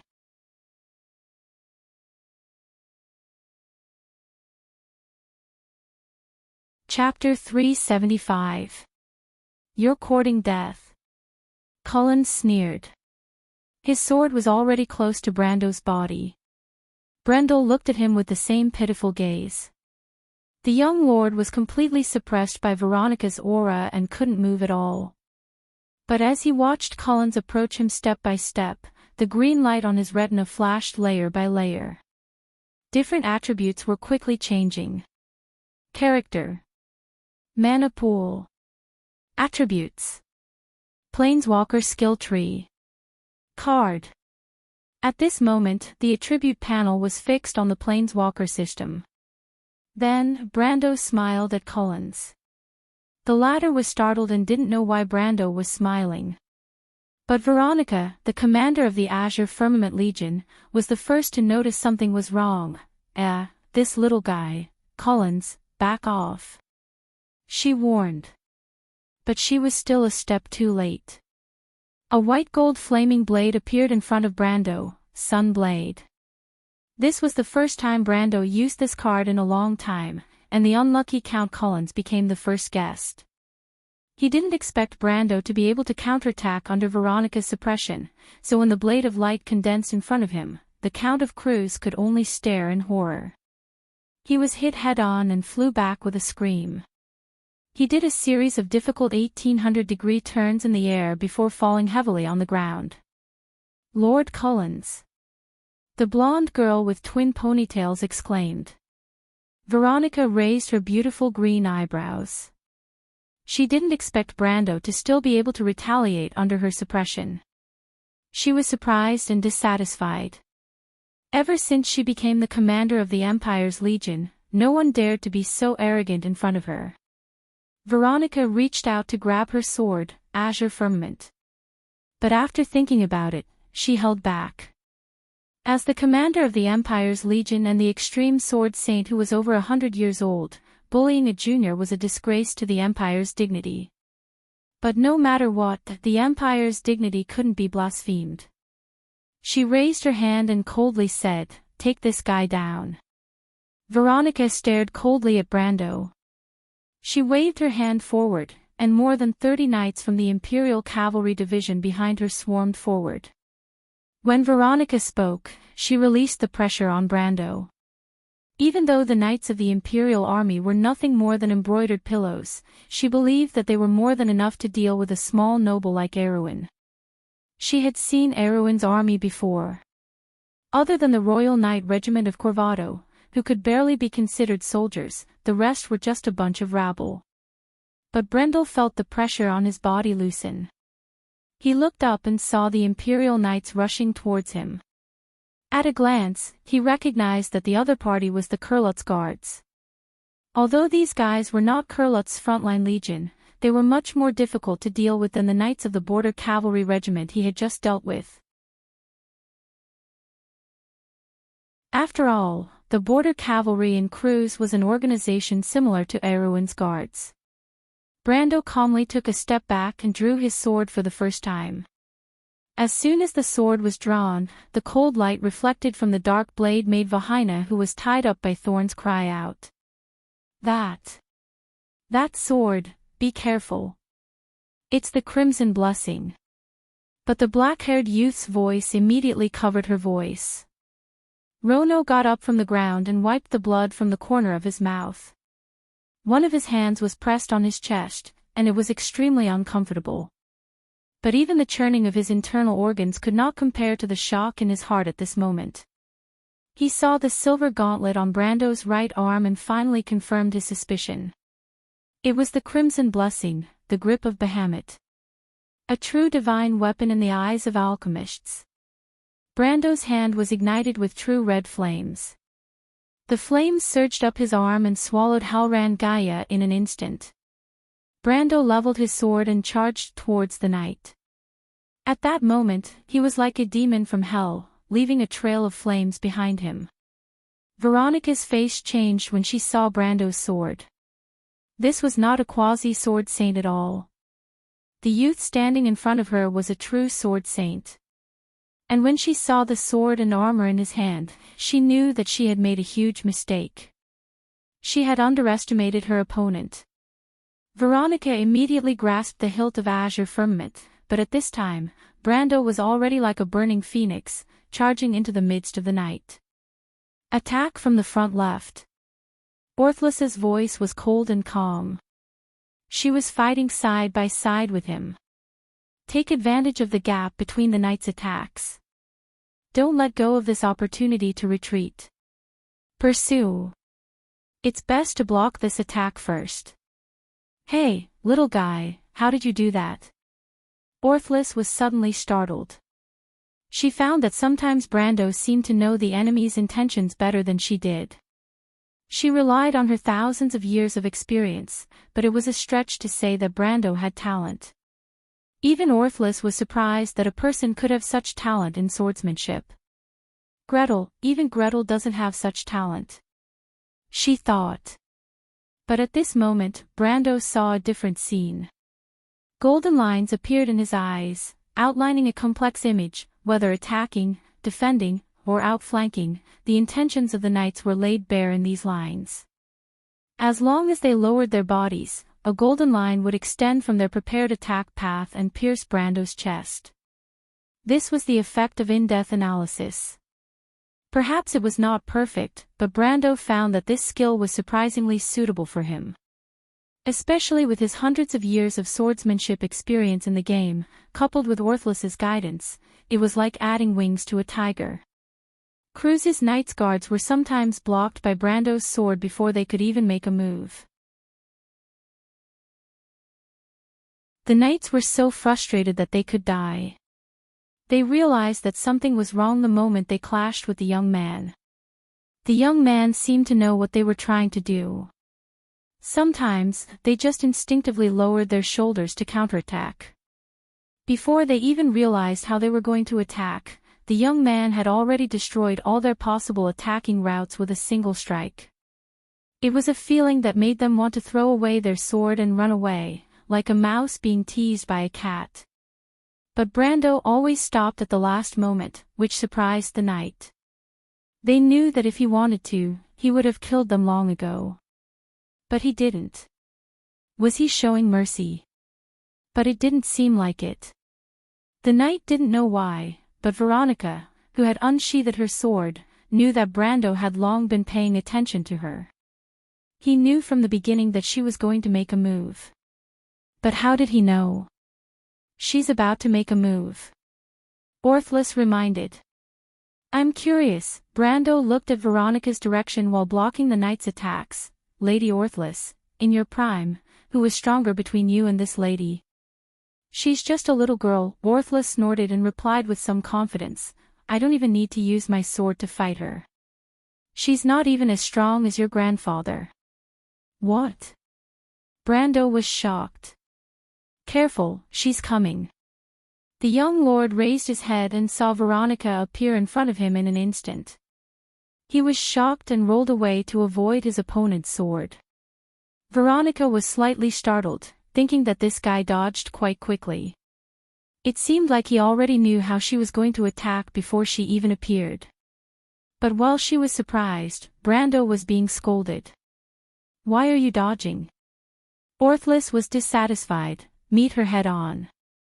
Lady Orthless, I'm not afraid of her in terms of swordsmanship, but in terms of strength, I'm not even close to her. Brando explained as he dodged. Idiot, how can she use such a high level of strength here? Orthless scolded him in his mind, unless she wants to tear down this bazaar with her sword. Brando was stunned for a moment, then suddenly realized that this was the Druid's aerial bazaar. Although there was a barrier protecting it, it could only support a battle between two gold-ranked fighters. No matter how high the power was, the barrier wouldn't be able to withstand it. He was stunned and almost got hit by the sword, but at the last moment, he turned his head and dodged. Veronica's sword barely grazed his cheek. The sword's aura left a cut on his face.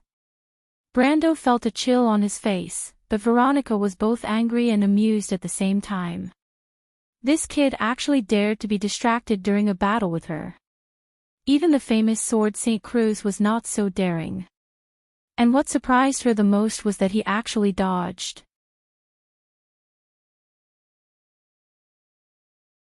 This kid.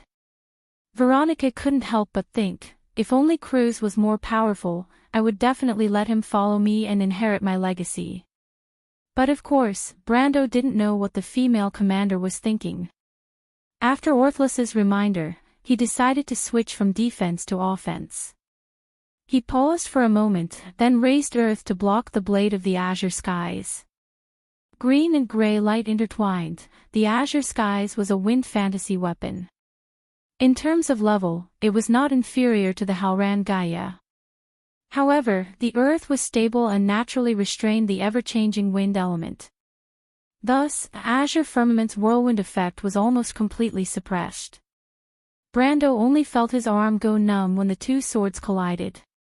This woman is so strong, he thought to himself.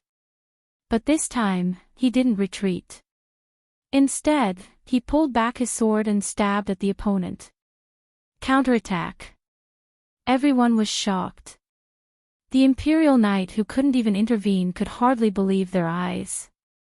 The young man was actually counterattacking. How dare you? Veronica was also angry. Not only was this kid not afraid of her, he even wanted to suppress her in a direct confrontation. This was simply a fantasy.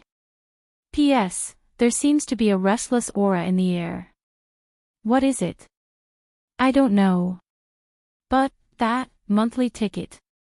Dragged away, to be continued. If you want to know what happened next, please go to www.chidian.com to read more chapters. Support the author, support the original reading.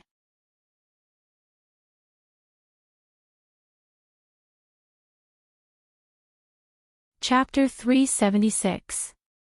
In a single breath, Brando and Veronica had exchanged 10 blows. It looked like the Lord of Erewhon was at a disadvantage, but everyone around, including the centaurs, were still stunned. Of course, they could see how terrifying this woman was. Even the barrier of peace was flickering because of her power. When Veronica let go of her sword, her power finally activated the barrier of peace to counterattack. However, the thorns that could easily bind Vahina into a ball were swept away by her sword aura before they could even get close to the female sword saint.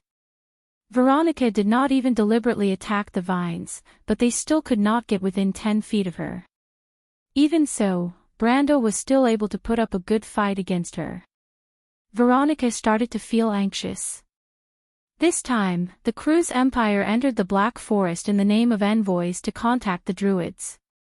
In fact, their real purpose was to find out the details of the large-scale magic reaction a few months ago.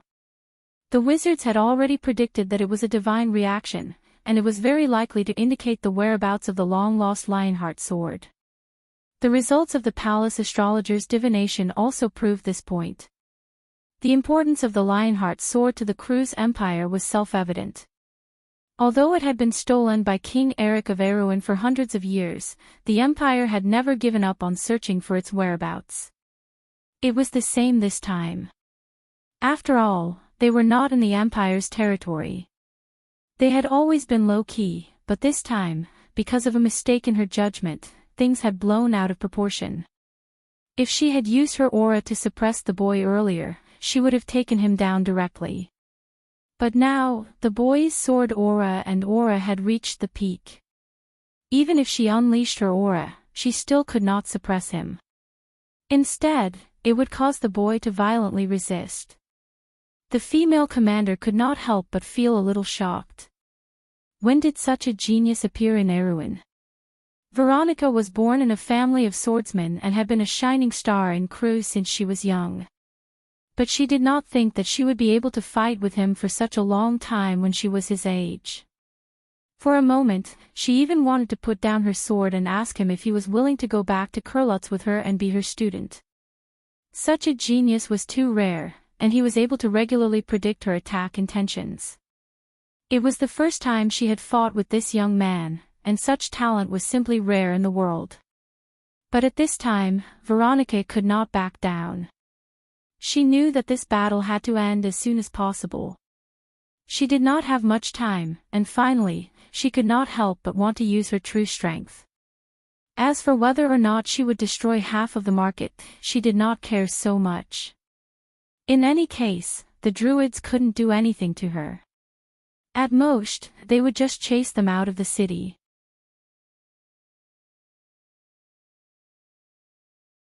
She was the commander of the Azure Firmament army, so how could she be timid over such a small matter?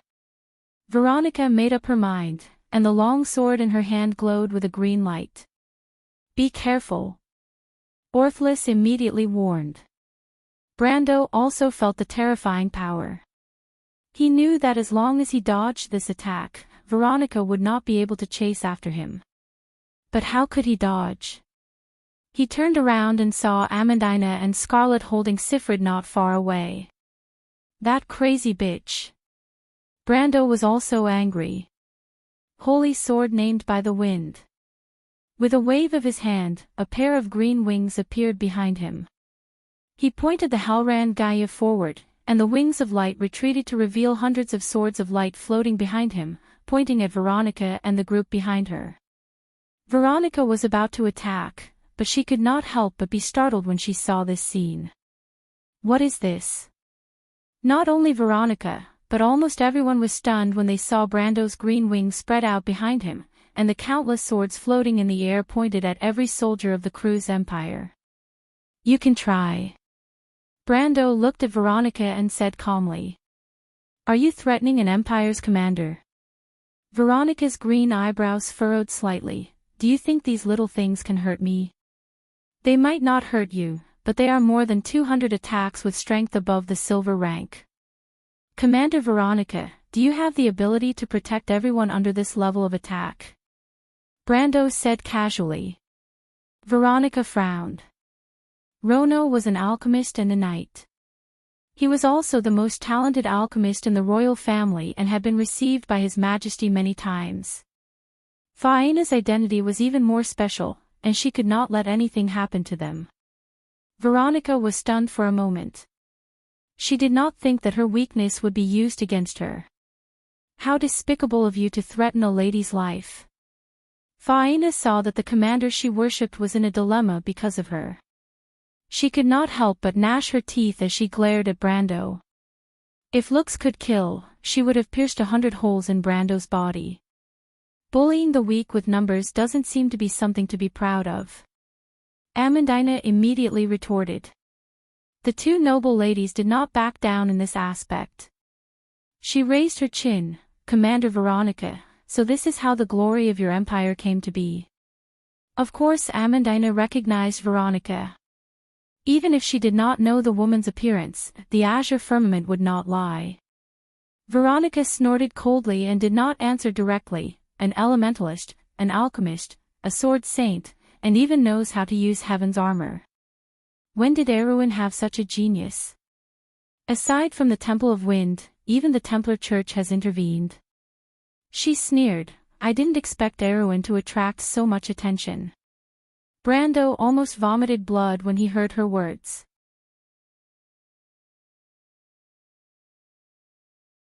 Of course, if there was a screen, this was just the effect of the wind spirit spiders combined with the Holy Sword card.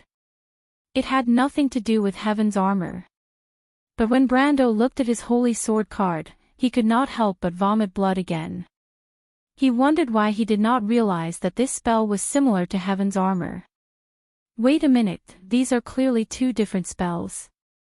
However, this was not the key issue. The key issue was that Heaven's Armor was one of the signature light spells of the Templar faction. Only clerics above the rank of priest would be able to cast this spell. Moreover, the Templar faction and the Holy Cathedral of Fire were mortal enemies who had fought each other to the death during the Second Holy War. Brando did not doubt that if any clerics above the rank of High Priest in Erwin's Holy Cathedral of Fire heard that he had Heaven's Armor, they would probably come to Ab's the next day to invite him to the Holy Cathedral for tea. Brando dared to go against Erwin's nobles, but he did not dare to go against the strength of the entire Holy Cathedral of Fire. With Martha above, the Holy Cathedral of Fire was a combination of 2 empires and 12 countries. As long as the 7 high priests gave the order, not to mention Tonajul, even Erwin would be annihilated. In fact, the reason why Awin could exist until today was purely because the Holy Cathedral recognized this ancient kingdom. Otherwise, Kurlutz would not tolerate this territory that was separated from their own territory to exist until today. But how could he explain it? He could not say that he was actually a planeswalker, could he? What was a planeswalker? Could he tell them that a planeswalker was actually a professional card player? It would be strange if Veronica did not slap him to the ground. Therefore, Brando was a little depressed for a moment. He could only hope that this crazy woman's mouth would be virtuous and would not spread this matter to anyone. Fortunately, Veronica had always been taciturn in front of outsiders and was not the kind of person who liked to make things difficult for others. However, Veronica did not dwell on this topic. On the contrary, the female commander only coldly raised her sword and said with extreme arrogance, "But young man, do you really think that I won't dare to attack?" Brendel's breath caught in his throat, and he immediately felt a boundless pressure converging on his body. She has made up her mind to attack. Orthless reminded. Crazy. Brando cursed in his heart. At the same time, his mind was frantically trying to think of a way to avoid the opponent's sword. But at this time, a majestic voice came from the sky. "Cruise's people, why don't you try attacking?" This loud voice seemed to echo in the sky, rumbling in everyone's ears. Everyone was stunned. Then, they saw the surrounding green barrier began to flicker, and one by one, druids appeared from it.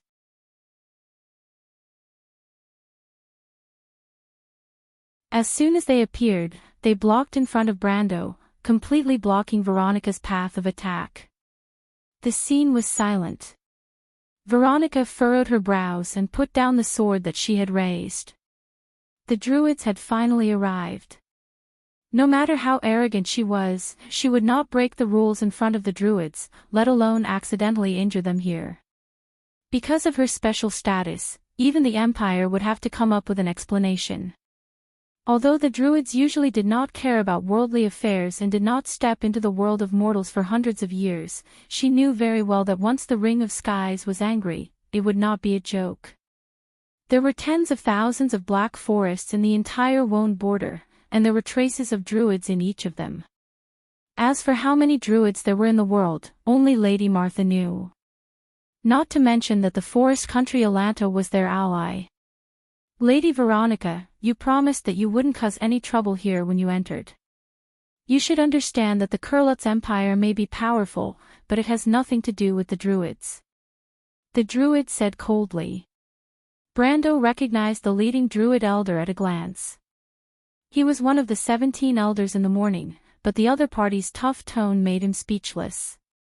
This is clearly not giving face to the Cruise people.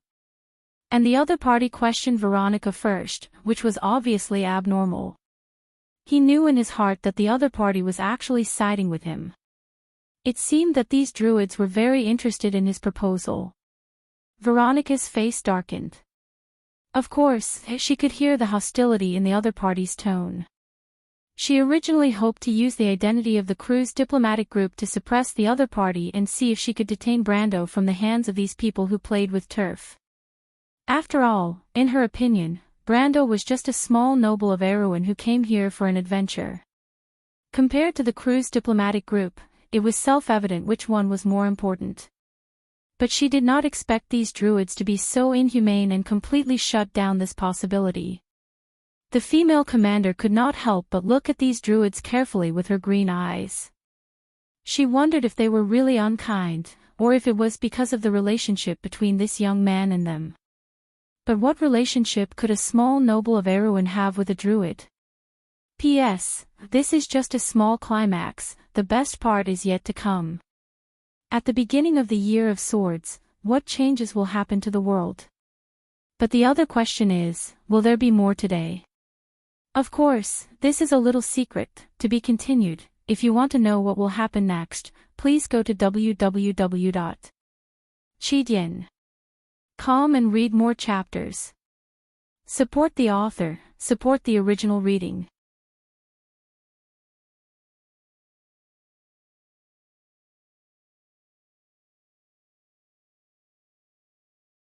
Chapter 377. But how could a small noble from Erewhon have anything to do with the druids? Veronica couldn't figure it out. She shook her head and replied coldly, "This is between our Cruise and Erewhon, I hope you won't interfere." The moment the commander of the Azure Firmament spoke, the atmosphere turned cold. Personal grudge. The druid frowned and shook his head. "I don't care what grudges you have, and I don't care what reason you have, I won't allow you to make a move against him here." He paused for a moment, "But for the sake of the Flame King, we can let bygones be bygones. But if the Cruise Empire thinks they can cause trouble here, then don't blame us for being impolite." "Impolite?" Veronica snorted. "How impolite are you going to be?" Her tone was cold. Even if the 3 great druids of the Green Tower came together, they wouldn't necessarily be her match. "In other words, Commander Veronica, you're determined to start a war." "War?" The black-haired youth's eyebrows twitched. A war with the druids wasn't a joke, it might even turn into a holy war.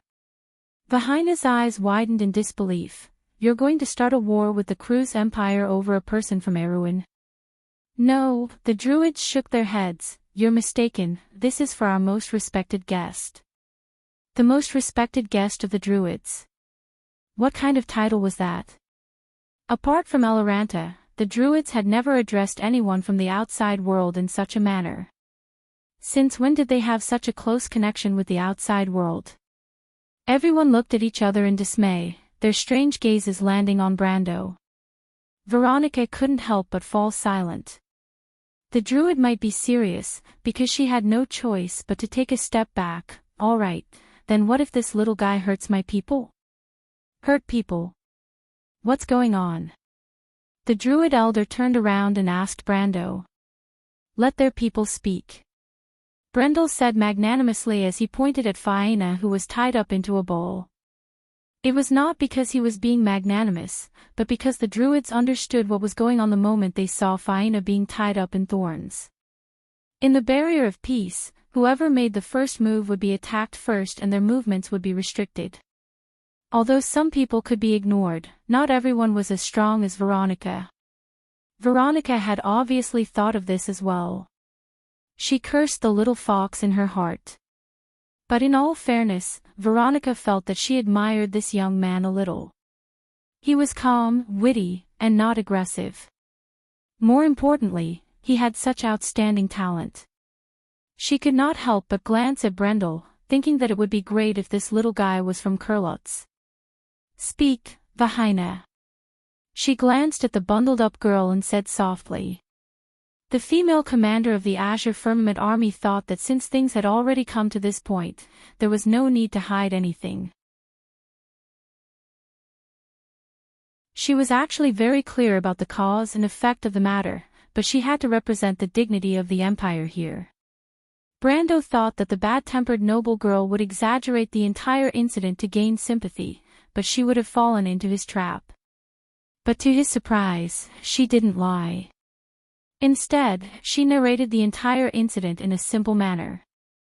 As she spoke, she raised her sharp eyebrows at Brando as if to say, "There's no need for me to lie about such a trivial matter." Commoner. Of course, whenever Brando was mentioned, she would viciously insult this young lord from the Erewhon Empire. She would say that he was a country bumpkin from the Erewhon Empire, an impolite man, and a man who lacked the spirit to judge others. Brando's veins were bulging from his forehead. But after the druids learned the cause and effect of the incident, the matter was easily resolved. The Cruise Empire was the one in the wrong, and they didn't gain any advantage in the subsequent battle. After compensating the centaur boss for his losses, the Knight of the Empire had no choice but to carry the heavily injured Count Cullen and dejectedly leave the scene.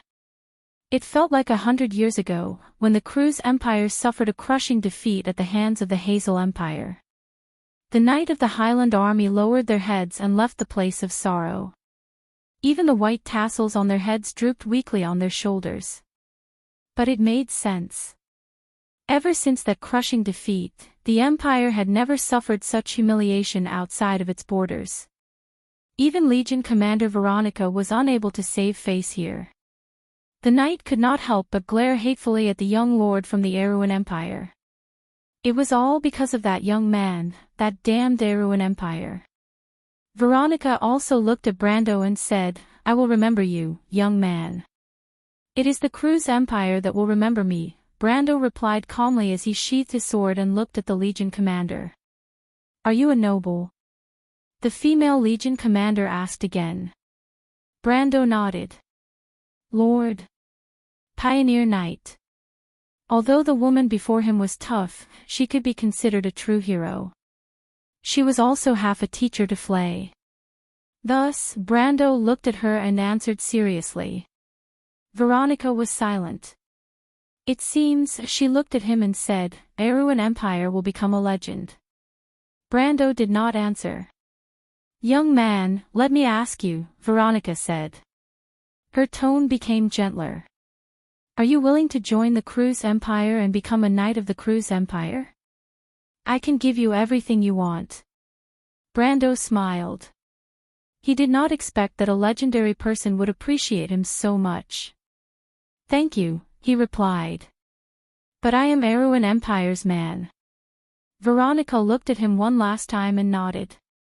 She turned around and patted the shoulder of the noble girl who managed to escape from the brambles with the help of the druids. Let's go.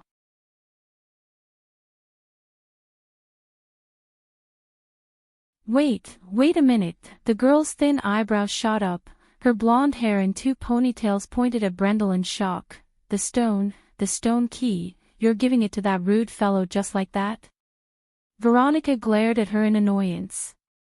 Don't you think you have embarrassed yourself enough? But. The girl was shocked. She lowered her head and muttered in a low voice. That is a necessary item for my advancement exam. Let's go. I will go back and have a good talk with your grandmother about your discipline. Veronica sighed and shook her head. Ah. When the young girl heard this, her expression changed. She immediately lifted the hem of her dress and ran after him, begging, Army Commander, this matter is not my fault.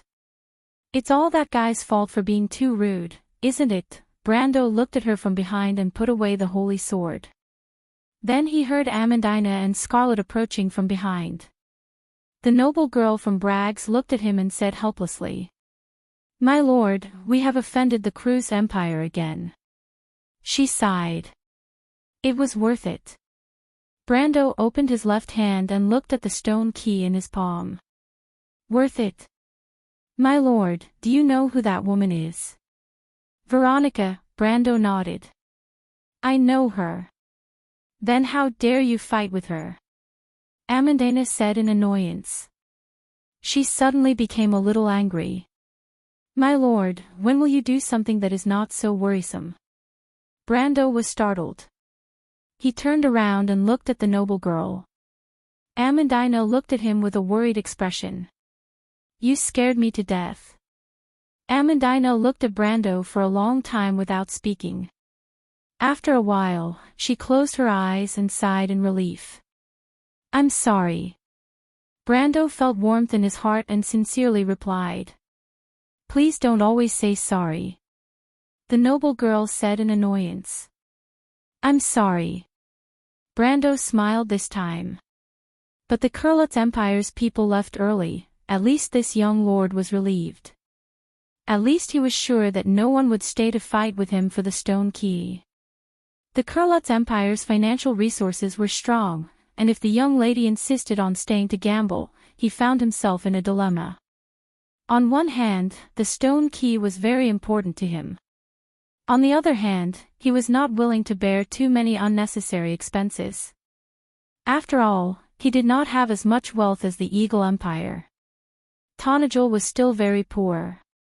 In the end, in the absence of competitors, Brando finally used 2 flame agates to exchange for the stone key. The centaur boss naturally thought that he earned a lot. He even thought that the Cruise Empire brought him good luck. Otherwise, this rich man would not be willing to pay so much money. Brando also thought that he earned a lot, excluding the fact that he offended the Cruise Empire. Therefore, this result could be considered a happy ending for everyone, except for the Kurlutz Empire.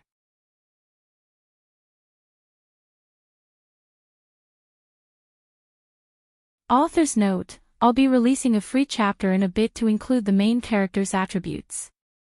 I'm dying because of these attributes. Also, thank you to everyone in the group for your help. I'm in tears. To be continued. If you want to know what's going to happen, please go to www.chidian.com.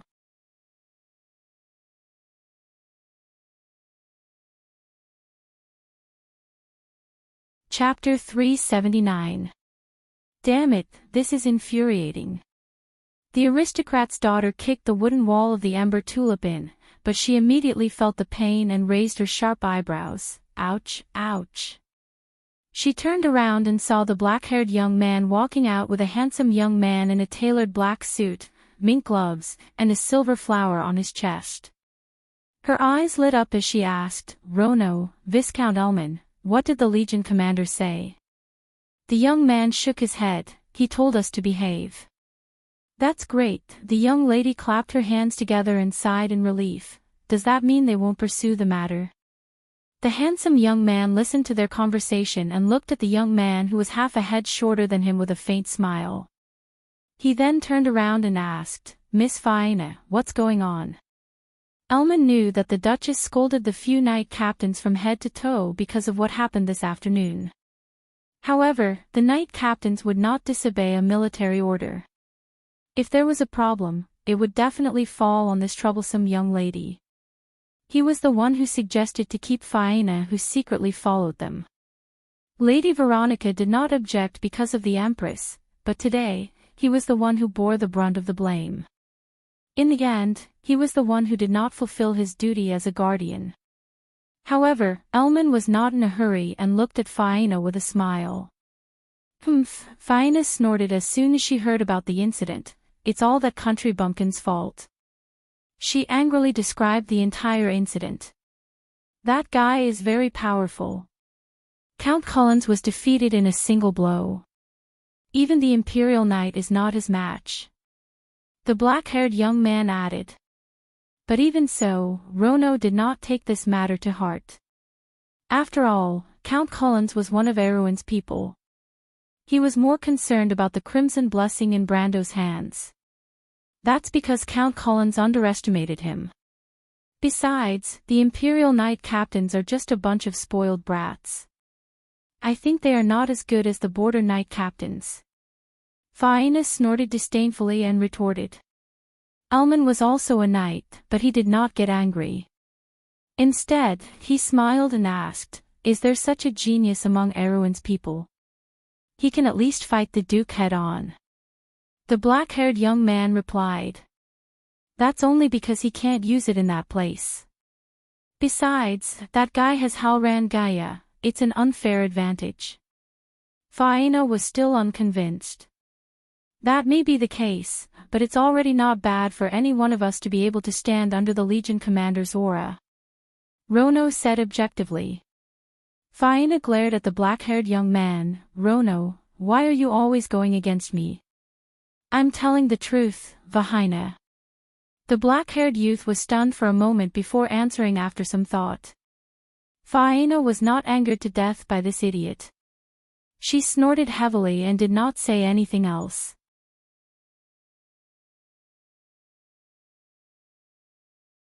"I remember that Erwin's people aren't having a good time recently," Elman smiled and said softly, "but it seems like they haven't learned their lesson yet." "Elman." The young man turned around and frowned at his companion. "Don't worry, Rono. Offending Miss Faina is not something I can tolerate no matter what." Elman replied gracefully. Faina's heart skipped a beat when she heard this. Although no one dared to go against the commander's will, Viscount Elman was a rising star in the Empire's political scene. He was also known as Cruz's new eagle. This was not the first time she heard her father praising this young man for his intelligence, cautiousness, and vigilance. He was one of the best among the younger generation. She knew that her father rarely praised others, but since even her father had such high praise for him, she could not help but think that he might have a way. In any case, the fact that Viscount Elman was willing to help her at this time made her feel very comfortable. She could not help but look at him with admiration and anticipation. "What should we do, Viscount Elman?" she asked. "Even Viscount Elman can't go against Lady Veronica's orders, can he?" Of course, Elman smiled, but there's no need to go through so much trouble. There's no need to inform Lady Veronica about such small matters. But that guy has at least the strength of a gold domain. None of us are his match. Rono frowned and said, if we rely on numbers to win, the Druids might interfere. The Druids value him quite a lot. The black-haired young man did not finish his sentence. Everyone present knew how serious the consequences would be if Commander Veronica was alerted. It's not that troublesome, Ullman smiled. Isn't Aween's diplomatic group here as well? Since that young man is a noble, he might be one of them. But even if he isn't, let's just leave it to them to deal with their own matters. Vahina's blue eyes lit up when she heard that. That's right. She praised, why didn't I think of that? In front of the Empire, those Erewhon officials will have no choice but to submit. She then snorted, let them teach their subordinates a lesson. But who's going?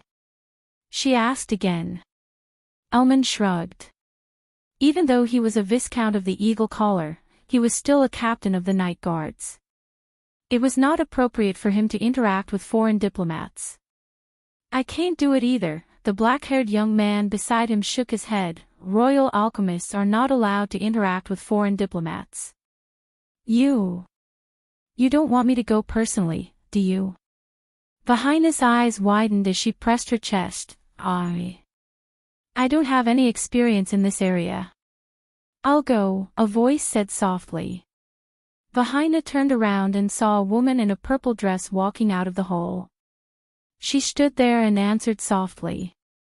Her aura was quiet and mysterious, and she looked like a purple mandala that grew in the darkness.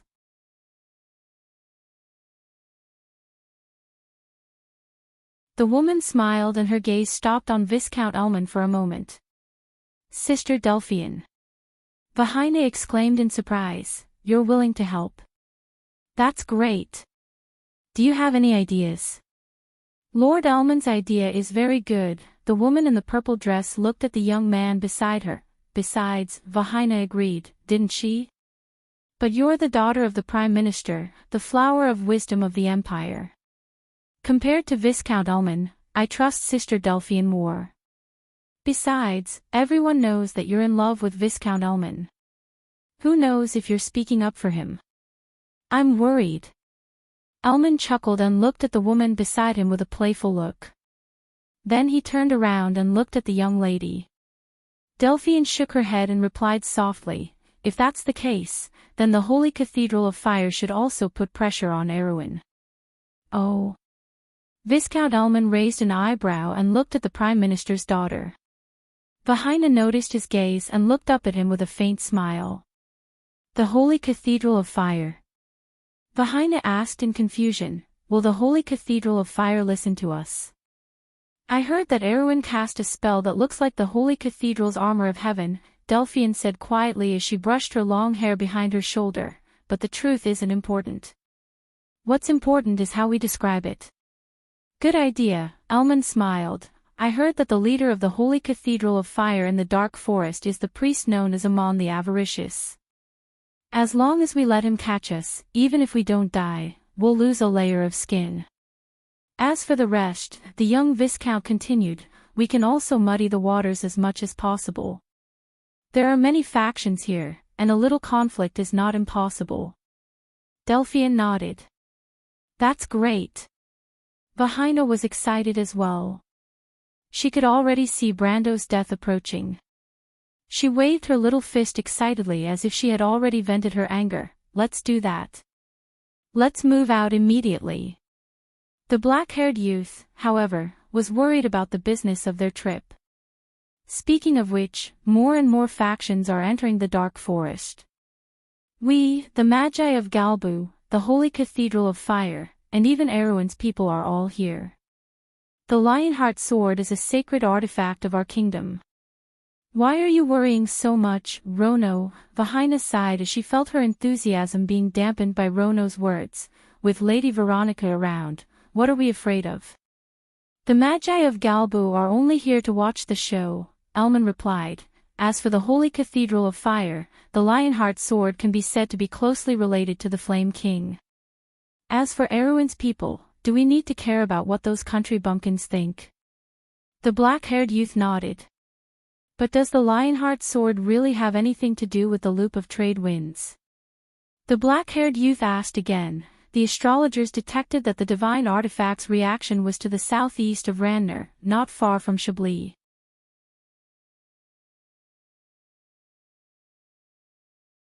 The divine artifact's reaction has too many implications, and there is no way to pinpoint its exact location. Delphian finally spoke up. That's why it's normal that we didn't find anything when we entered the dark forest from the south of Chablis. Could it have been taken by those skeletons? Vahinah thought of the Madara army they encountered on the way. The divine artifact has a soul, Rono replied. Whether it's the Lionheart sword or the flaming edge, they symbolize light and justice. Any undead that comes into contact with them will be reduced to ashes. They won't be interested in these two swords. That's why our only hope is the loop of trade winds, Delphian replied. The topic of their conversation changed from how to punish Brando to the true purpose of their trip. Just as they were deep in thought, a group of knights suddenly rushed in from outside. The knights first saw the captain of the Night Guards, Viscount Elman, and immediately bowed. Captain. Viscount. Elman stopped thinking and looked at them. What's wrong? Why are you in such a hurry? Something big has happened, Viscount. Something big. There's a change in the loop of trade winds. The knight replied breathlessly. To be continued. If you want to know what will happen next, please go to www.chidian.com to read more chapters. Support the author, support the original reading. You're tuning in to the LoveLore Library YouTube channel. We're so grateful for your support, and don't forget to subscribe to join us on this incredible journey through captivating stories. Your generosity through donations truly makes a world of difference, as it's the primary source of revenue that allows me to expand and enhance this channel for you.